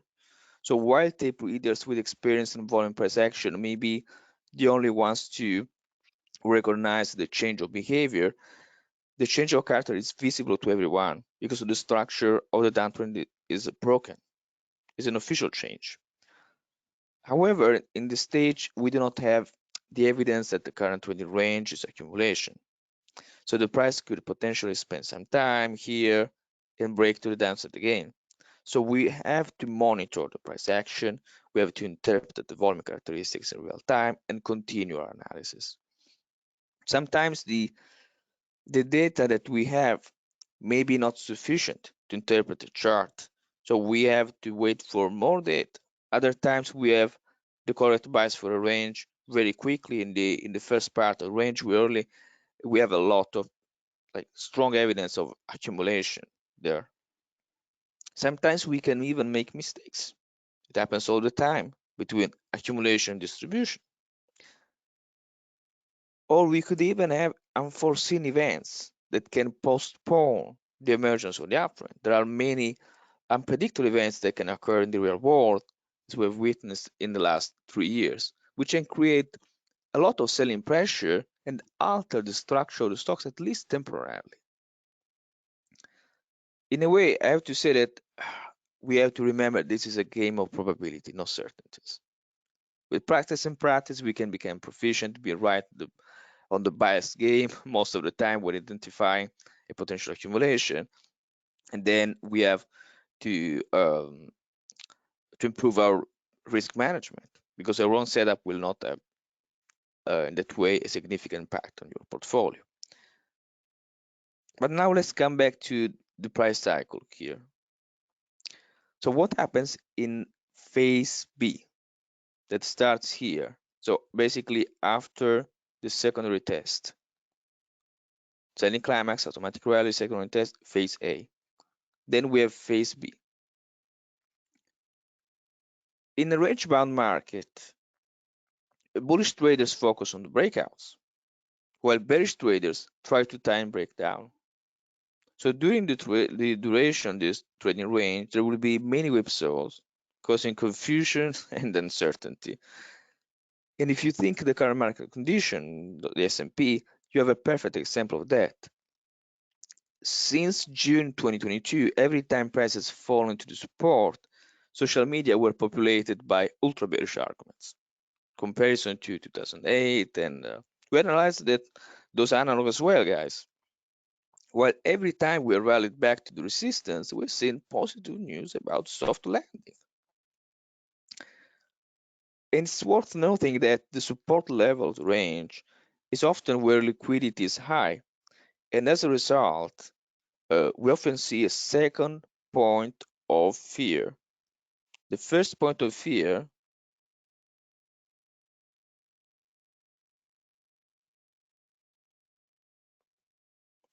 is the selling climax.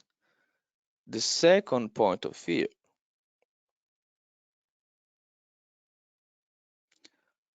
is phase C.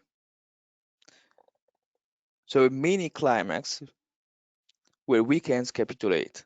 And this is when smart money take advantage of the bearish sentiment to absorb its final lane of shares and finally complete the accumulation process.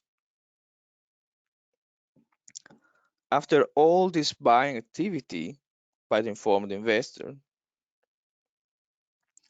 the supply has become scarce and the market participants try to beat the stock.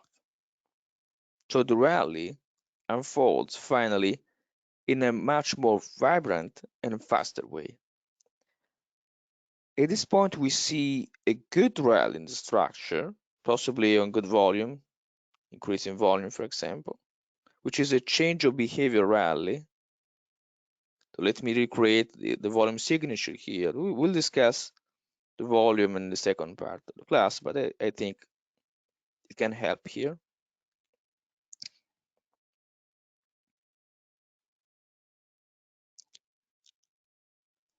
So we see this change of behavior. What we need after change of behavior, so price and volume, bullish price and volume, what we need after change of behavior? We need a change of character. So the change of character in this case is formed by the rally plus the reaction, a bullish reaction. In this case, we have like a very small reaction that like an horizontal trading range above the resistance, which confirms us that there's no more selling in the consolidation, that we are making a higher low. So the structures of the downtrend and the trading range is done. Higher low, emergence of the uptrend.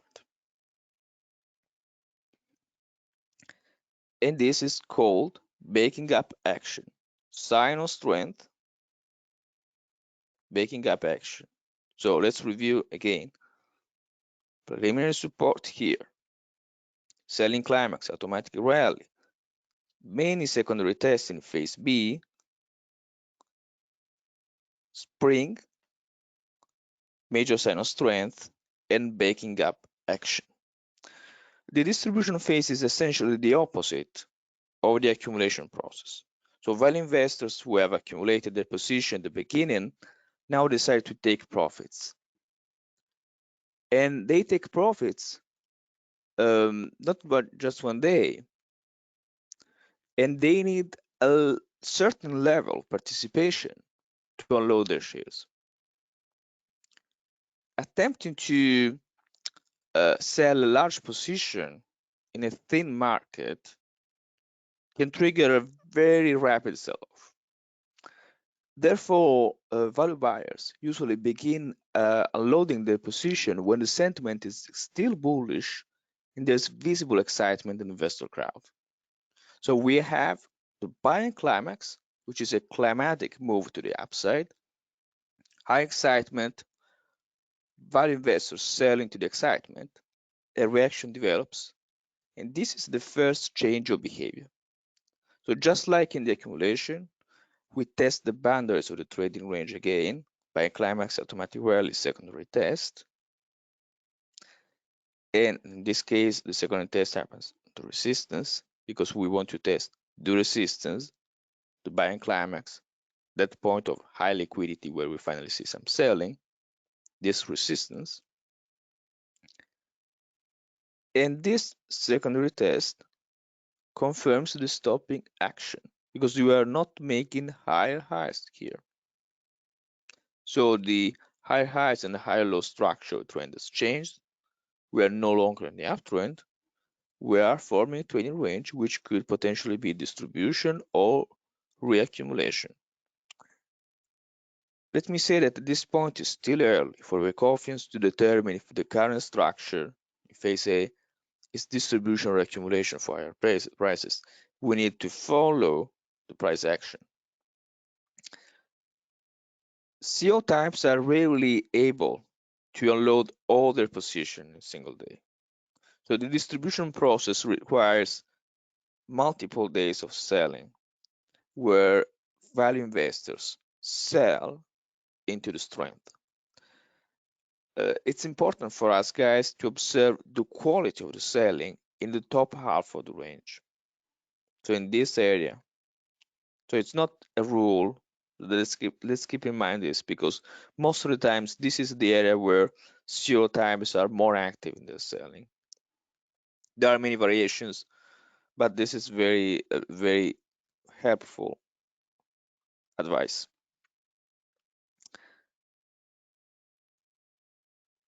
That said, this is a simplified textbook horizontal structure, and we will see that distribution tends to have different looks. We'll study many examples.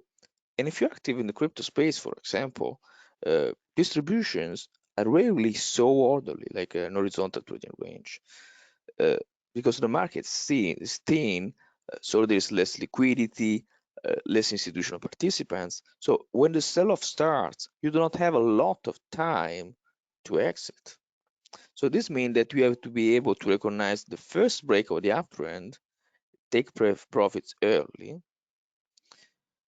And this is not a problem for you if you have established your position at the emergence of the uptrend, so at the right place, since you already benefit from meaningful uptrend. And if you have, let's say that you have like a 5-volt move in the market, if you have been able to catch 60 or 70% of the uptrend, you can take profits very early as you see the first signs of potential distribution. But this is just an introduction, so we'll discuss this concept in depth. Now let's continue to focus this on the distribution price cycle, guys. So in the next example, we see the same logic, but with slightly less abstraction and a more detailed picture. So this time the trend shows more pauses along the way, with all these mini trading ranges being reaccumulations or redistribution structures. Quindi original accumulation, reaccumulation, reaccumulation, distribution, redistribution. Keep in mind that the market is a fractal nature, so in each one of these reaccumulation, redistribution structure, you will find the same sequence of events: stopping action, cost building, breakouts of new resistance, and continuation. So Roman has created this simple traffic light model just to show you that all these phases here, all these trading range are composed of many phases, fractal nature. So the red areas represent the stopping action.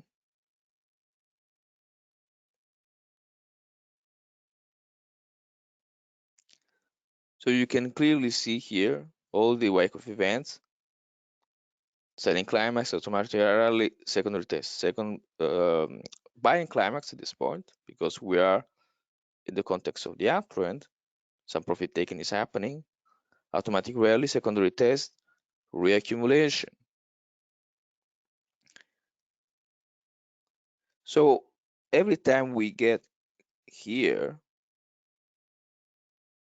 some profit taking happens, a stopping action develops, and we have a temporary balance between supply and demand, and the trend stops for some time.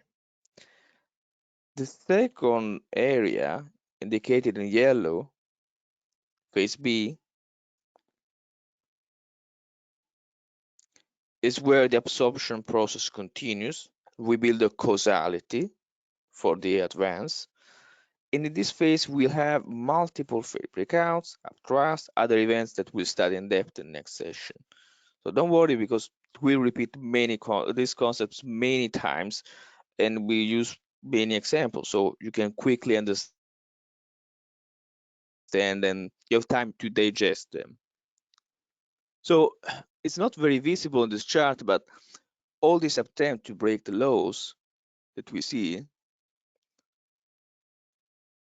are spring events, and they represent phase C. So do you remember that mini panic event, the second point of fear? That's phase C.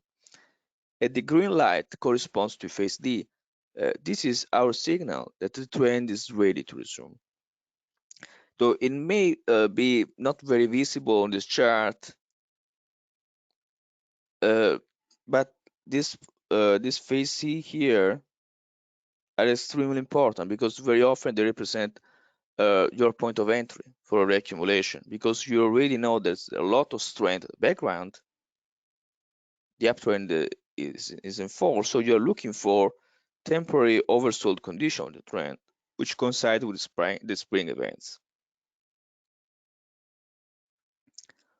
In my experience, strong uptrends can can be very orderly, almost textbooks, while the downtrend tend to be less orderly. We can have violent reactions followed by quick rallies. So the overall volatility is higher in the downtrend, and this creates problems for inexperienced traders. So you will need to train your eye to filter the volatility and will not tricked by all these flash rallies. Let's talk about phase E here. So the uptrend resuming phase E. So phase C, phase D will change our character. Phase E, resumption of the uptrend. G, D, phase E. And the cycles continue until we create the final terminal buying climax into the distribution every time here. So reaccumulation, distribution. Downtrend is almost the mirror image with multiple redistributions. So when the selling is excessive, we create an intermediary selling climax, leading to a new redistribution. In my experience, I have to say that the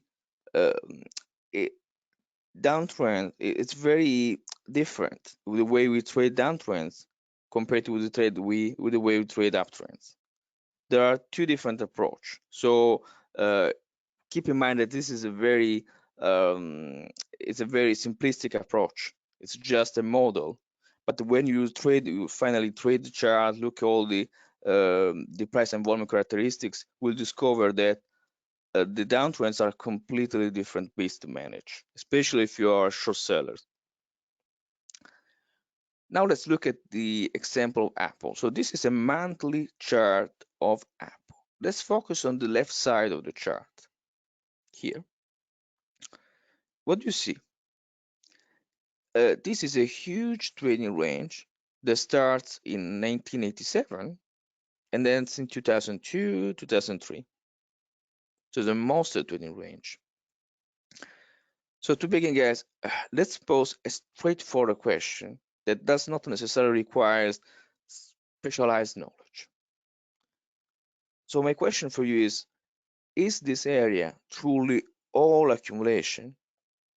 So you know the effect of this chart, okay, but is this area truly accumulation? Yes or no? And then we will explain the detail. But for now, is this whole area all accumulation? Do you see a consistent presence of the institutions here? Let me know.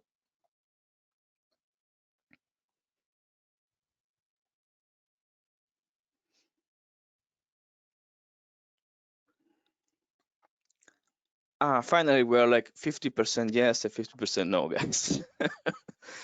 So, could we think that smart institutions had a precise plan 15 years before the breakout?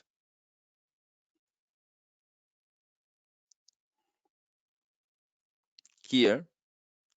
So could we think that 15 years before the breakout, they were anticipating that Apple would have been one of the most successful companies ever? Well, it's not that simple. So this multi-year structure has to be divided into many segments, and each one of these segments is associated to a story. So the first part looks like a healthy accumulation after a quick uptrend. But look how the structure deteriorates in 1994 here. So for 3 years, the stock does not show a lot of institutional presence. The sell increases, the volatility is high, the weakness stops in 1996.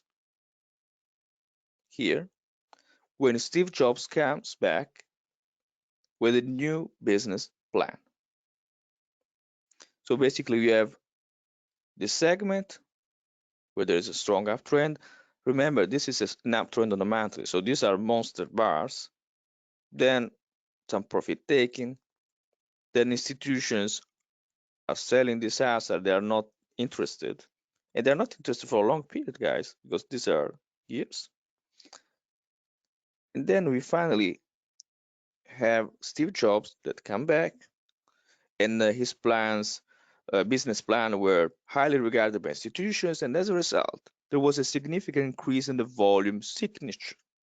And this is the most interesting part of this chart. So look at the volume.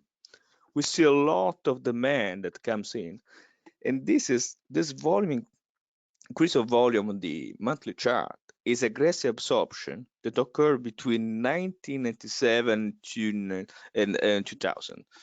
So it's a major sign of strength on the weekly chart, on the monthly chart, sorry. Then we have a backing up action, which is quite sharp, even too sharp, too pronounced, because the general selling pressure caused by the bear market. And this was a really bad bear market that we had at the beginning of the new millennium. So even the strongest stocks like Apple were under pressure.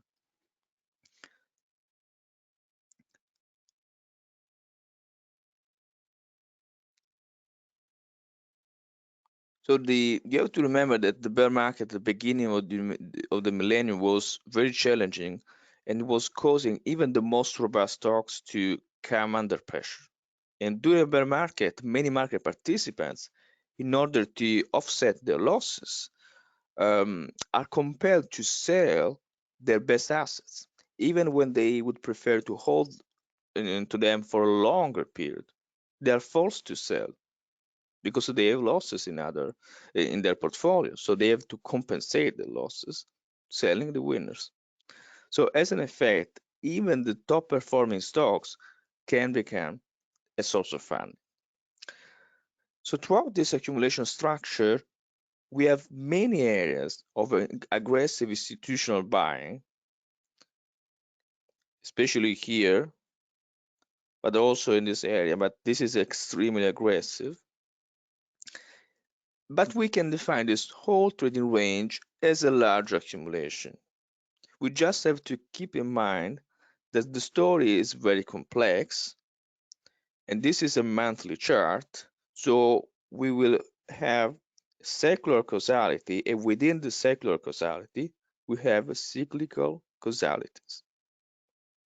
So on the macro level, since we are talking about monthly chart, we have to distinguish the secular causality from a cyclical causality. So in this case, we have the cyclical causality, which is a quite significant distribution if you go to the daily chart, for example.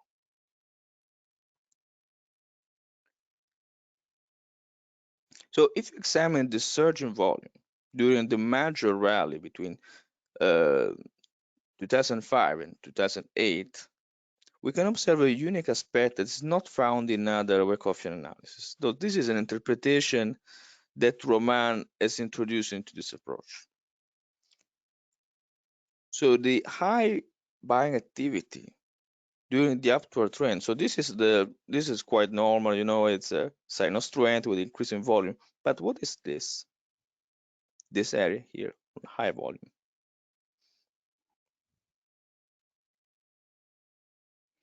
So the high volume buying activity during the upward trend is often a form of urgent accumulation where institutions are willing to purchase stock at higher prices and hold them for an extended period. So remember that this is a monthly chart, so when you go to the daily chart, we will not notice this high volume signature. You'll notice also this, but on the monthly, it's very evident that this area has a massive volume. even more volume than the original accumulation. So the original question, is this a macro accumulation? Yes, this is definitely a macro accumulation, but the institution can accumulate shares also on the way up. So we have to be able to interpret the story behind the chart. Another contentious aspect of this chart is the uptrend on low volume on the right side. So this is very counterintuitive for many traders who typically associate low volume with weak demand and therefore a vulnerable rally. However, this was one of the most robust and persistent uptrend of the last 2 decades. So what's the rationale here? Why the volume is decreasing, but we still have a strong uptrend, not on the daily chart, on the monthly. So this is a beast of uptrend. So we'll discuss this aspect in the next session, but the key is that once the supply has been absorbed aggressively, the uptrend can often continue on low demand since the buying has already occurred. An institution has secured a significant portion of the floating supply. And guys, this is very, very counterintuitive. So we will discuss this this chart and very, very often, because this concept in technical analysis sometimes create confusion when you have like an uptrend on the daily chart, for example, on decreasing volume. Uptrend can develop on decreasing volume, and we will have like a case study introduced by Roman in in the mid part of the course, and then that will be, I hope, very, very helpful. So let's take a quick break. So for those of you that are new to our community, guys, you can sign up for our free weekly newsletter. And here we share the latest updates, announcement, new products, new project. Right now we have a special that will where William and Franz and Romano will discuss the trading process, the trading routines. This is a product for advanced traders, very interesting. Also, check out our YouTube channel, where you can find a huge amount of free material, long videos, detailed explanation, past trades, anatomy of trade, current market updates. There's a lot of stuff there, and all this content is available for free. So make it a great start point for those who are new to our community. Also, I strongly recommend, guys, to follow us on Twitter, because we almost on a daily basis, we offer real-time updates about the market 4 times a week, and we are planning to expand our online presence even more. And you will find the buyer's game on our Twitter account. But now let's talk about the last chapter for today. So the behavioral market analysis. So behavioral analysis is the study of the behavior of different market participants or different classes of market participants in the context of a price structure. So this is the definition right away. When I refer to different classes, I'm talking about distinct groups of institutional traders who operate within similar time frame and employ similar trading strategies. And we explore all these groups in depth. But we can make our first classification between weak hands and strong hands. And as previously mentioned, we prefer not to divide the market into institutions versus the public, because this it's really it's oversimplifies the whole matter. So we think this very misleading. So we have seen before that the price cycle shows extreme point of fear and excitement, such as the end of the downtrend, when the fear is at the highest, leading to capitulation by weak hands. However, strong hands can show signs of intelligent accumulation throughout all the trading range too. In particular, institutional trend followers, ITF, are the first traders to accumulate at the emergence of the uptrend. And when weekends are tied by the old whipsaws of the trading range structure, we can say that this leads to their withdrawal from the market, while the ETF are very clever and they try to identify the emergence of the uptrend. 1 second pause for me.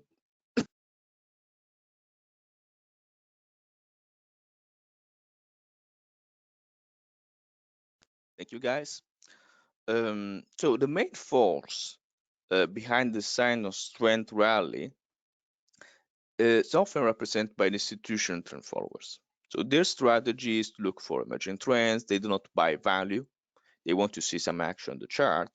And their system forces them to buy only stocks that are performing right now, since their use of capital has to be extremely efficient. In other words, they can't afford 6 months of inactivity, 6 months where price not make any progress. So this fund manager are under pressure to deliver strong quarterly performance. If they hold into positions that are not producing gains, they risk losing clients. So clients compare their performance or their fund to that of their peers and may question why the other funds are gaining 50%, you are making 3%.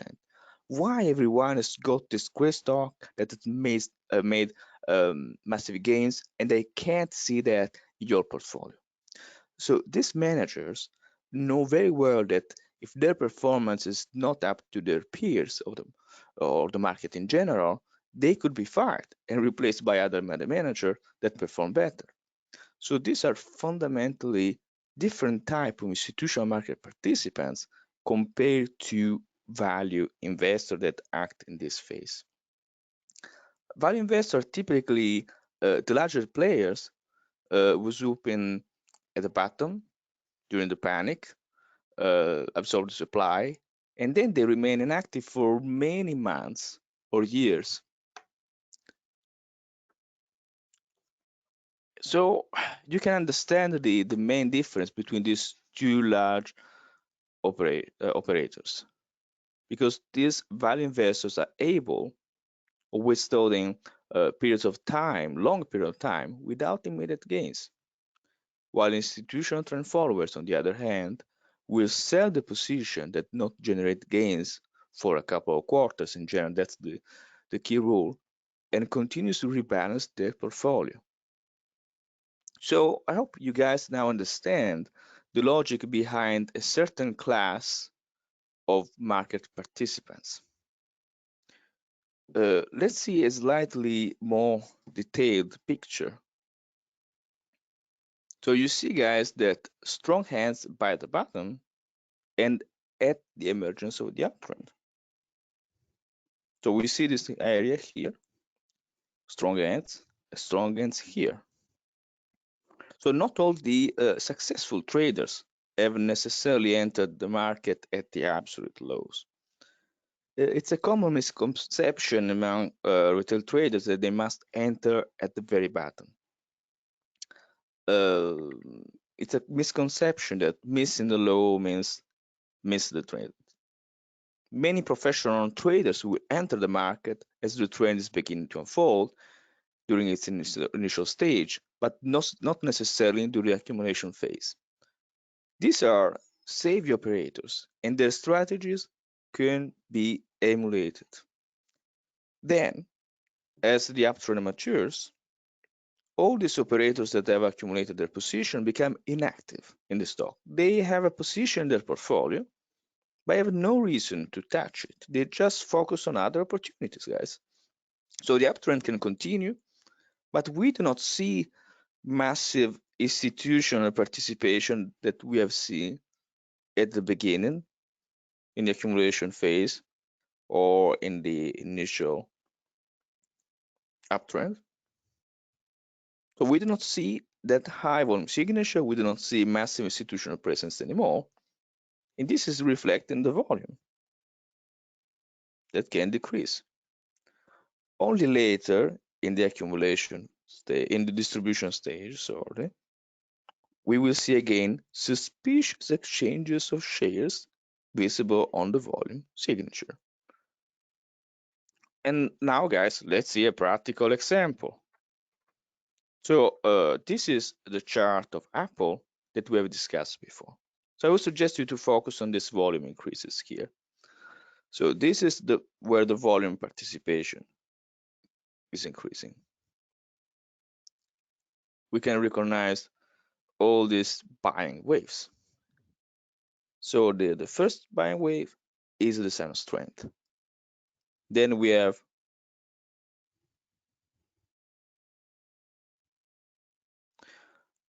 another big wave here. And then the volume of the third buying wave may appear lower and is lower, continues to decrease during the uptrend because large institutions that hold significant positions have acquired all their desired holdings. In their portfolio, we are talking about CO types and ETF, institutional trend followers. These stocks are already allocated, and so basically they have no reason to move their capital. At this point, they're probably looking at other stocks. So from the trend following perspective, the uptrend can continue even for many years on low volume. But in this specific case, the truth is that volume is low because what happened before? Because of what happened before. So you need to look at the whole story, not just a single bar. And the same concept could be even applied to shorter time frame. So we usually do not trade the monthly charts. We use them for our analysis. But I think that most of us are interested in weekly, daily, and intraday time frames. So this is a weekly chart of the same stock. Let's look at 97. What happens in 97? So this is where when Steve Jobs comes back and the stock gets some love by institutions again. So look at these dramatic reactions here with high volatility, but they did not produce a significant progress to the downside. Then in 1998, we have a strong rally. And look at the consistency of the demand here. So the demand signature remains high here, but remains high even in the first reaccumulation, which is sometimes unusual, but it's telling us a very important information. There is still demand for the stock. And what's the effect of all this aggressive buying by institutions? The effect is this uptrend. And look at the uptrend. This is a weekly chart, guys. No, there is almost no pause here on the weekly. So we have a fourfold move interrupted by two small reaccumulation here and here. And even this reaccumulation on relatively fast. Price don't spend like many weeks without making gains. No, it's so quick. And look, this uptrend. This is a beauty. So this nuance could be very helpful in our selection process. So you look at this strong absorption area and you realize that this could be not just the beginning of an uptrend. This could be the beginning of a strong uptrend where you'll make the most in a relatively short amount of time. And yes, this is a weekly chart, so it's still a time frame for long-term investor, even though we are talking about a significant move to the upside in just 1 year. An exceptional year for speculators since we are talking about 1999, but this is definitely a very good rally. And the same happens on the 2-hour chart. Look at this volume here. In this case, the accumulation, the reaccumulation, the 2-hour here does not have that kind of urgency that we've seen before, but we still have inactive traders here, inactive, for example, the ETF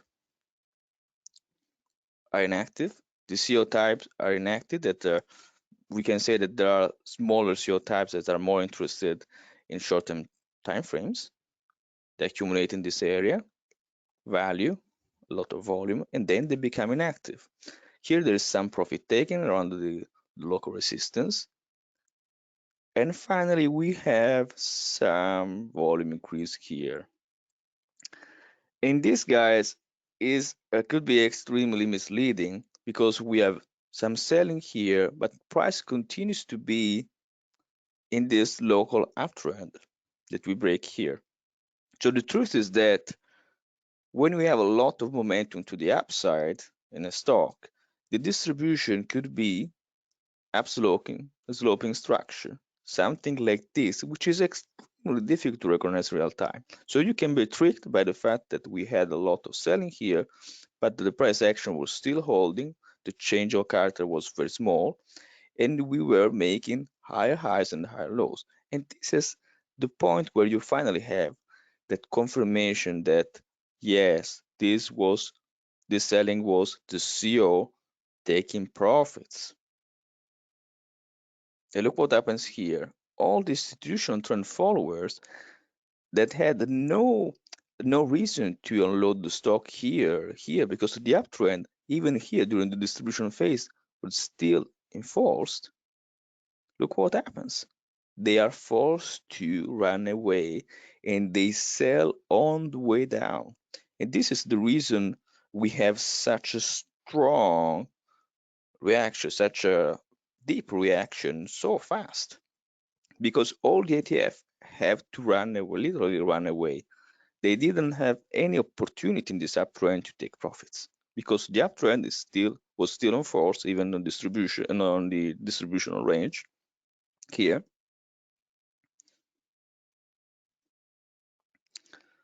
Climax, secondary test, uptrust, sign of weakness, distribution. So they had no opportunity because their system here was still telling them that the uptrend was still okay. And the less distribution we have by them in this phase, the more active distribution and urgent distribution we have in the later part of the rally. But now let's conclude today's session with a deep analysis of the market participants, such as the CO types and trend followers. So we have the classic CO type, the composite man, which is typically an institutional controlled investor, also known as a value investor. So they hold huge position for the long term and look for short-term liquidity to open and add positions. They analyze contrarian sentiments. They consider open positions when the market is extremely bearish based on their models. What's the main limitation of these operators? Because we have to look at limitations. It's extremely important if we want to have a deep understanding of the market. Their main limitation is their size, because their huge size prevent them for opening and closing position in a single day, like you, like a retail trader. You can do that. Big operators can't do that. They also prefer low turnover their portfolio to keep tax implication low. So generally, they consider only long-term tax implications when making decisions. And the turnover of the positions is low also because they are interested in themes, industry groups. So it can take several months to have a rotation, the business cycle from one sector to another. These changes are very, very gradual. So they identify a good sector, they build a massive position, the best company in the sector, and they hold the stocks for months or years until something in the economy and the business cycle changes. So their edge lies in their long-term horizon, their deep knowledge of the market, and their ability to spot long-term trades. So as tape readers, we can spot the presence of the chart looking for extreme volume at the points of liquidity.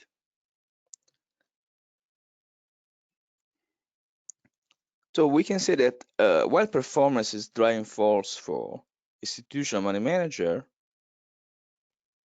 performance can also create limitations. And this is the case of institutional trend followers.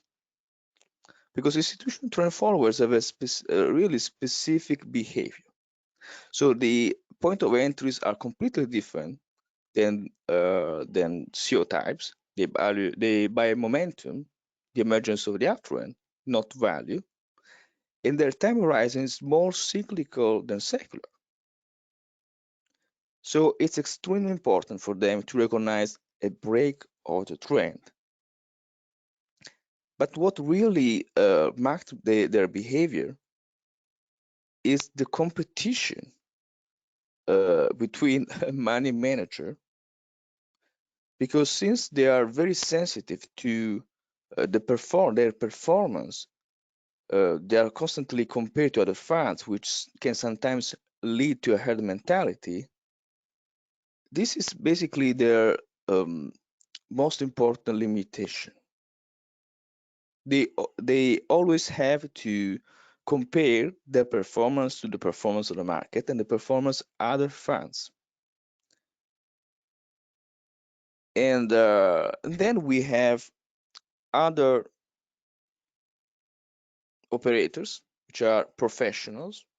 We are talking about small boutique trading firms, registered environment advisors that manage savings for wealthy clients.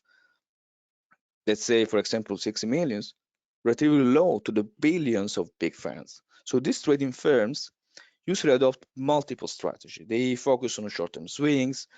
This system um, basically recognize two kinds of trades opportunities.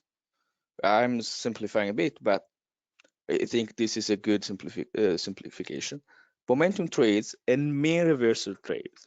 So basically, we'll discuss the reversal trades later in the course, but we're basically talking about setups where they identify extreme oversold and overbought conditions. We're talking about professional. For example, in the uptrend or in the trading range,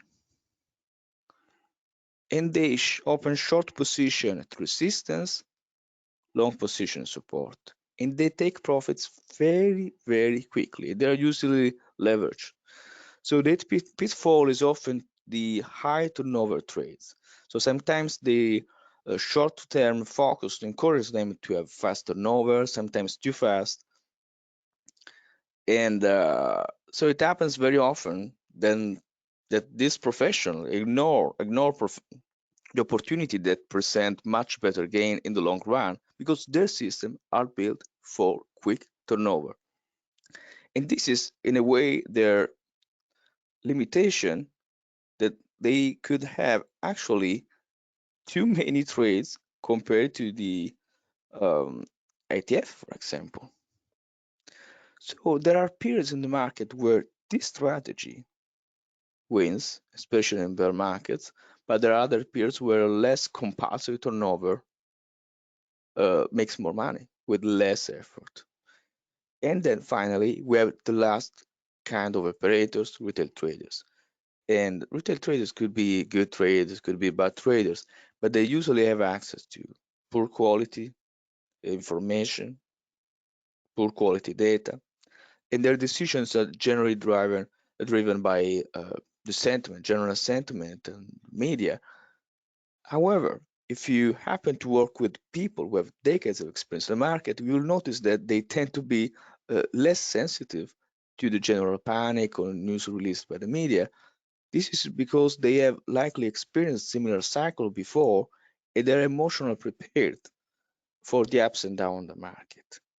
And I would suggest later in next session some books about this sort of market. I think that can help. But for now, I think that this classification can really help us to identify different market participants that are out there, and when we'll decode their behavior on the chart, it will be extremely helpful. And now, guys, I think that we are already running, yes, 25 minutes. So I think it's time to look at your questions. So if you have any questions, guys, most of the concepts that were discussed today, we'll review them in the next session. But for now, guys, some short question about methodology, curiosities that you have before we look at the assignment for the next session. So please write down in the chat box.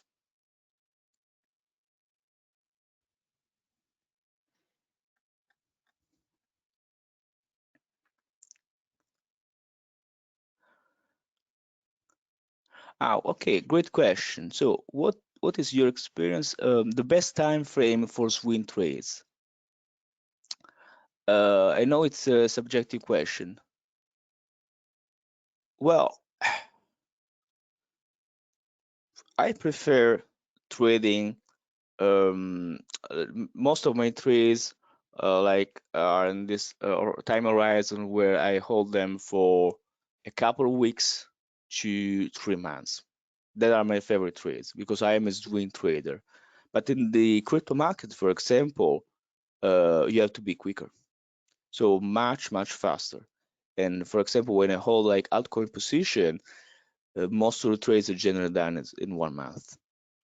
In the current market condition, honestly, since we have been in the bear market for a long time, many trades I prefer to trade like in much shorter time frame because they presented a much higher probability of success in this environment. But once we enter a bull market or mini bull market, well, that in that case, I prefer to trade like longer time frame because you can make more money with less effort, and that is always my goal in trading.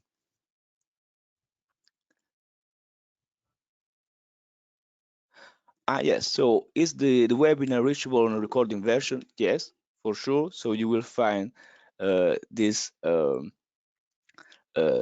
recording on our channel YouTube. This is an open class, and the student of this class will see the webinar in their student profile. So guys, I see many comments here. I'm really happy that you have enjoyed the session. So we will continue this discussion in next week or next Monday. And for those of you that are students in this class and will join our class in next days, the assignment is to read Jim 40 article and complete the questionnaire about your knowledge. This is extremely important. And so don't forget your your assignment, and talk to you in next week. Bye bye.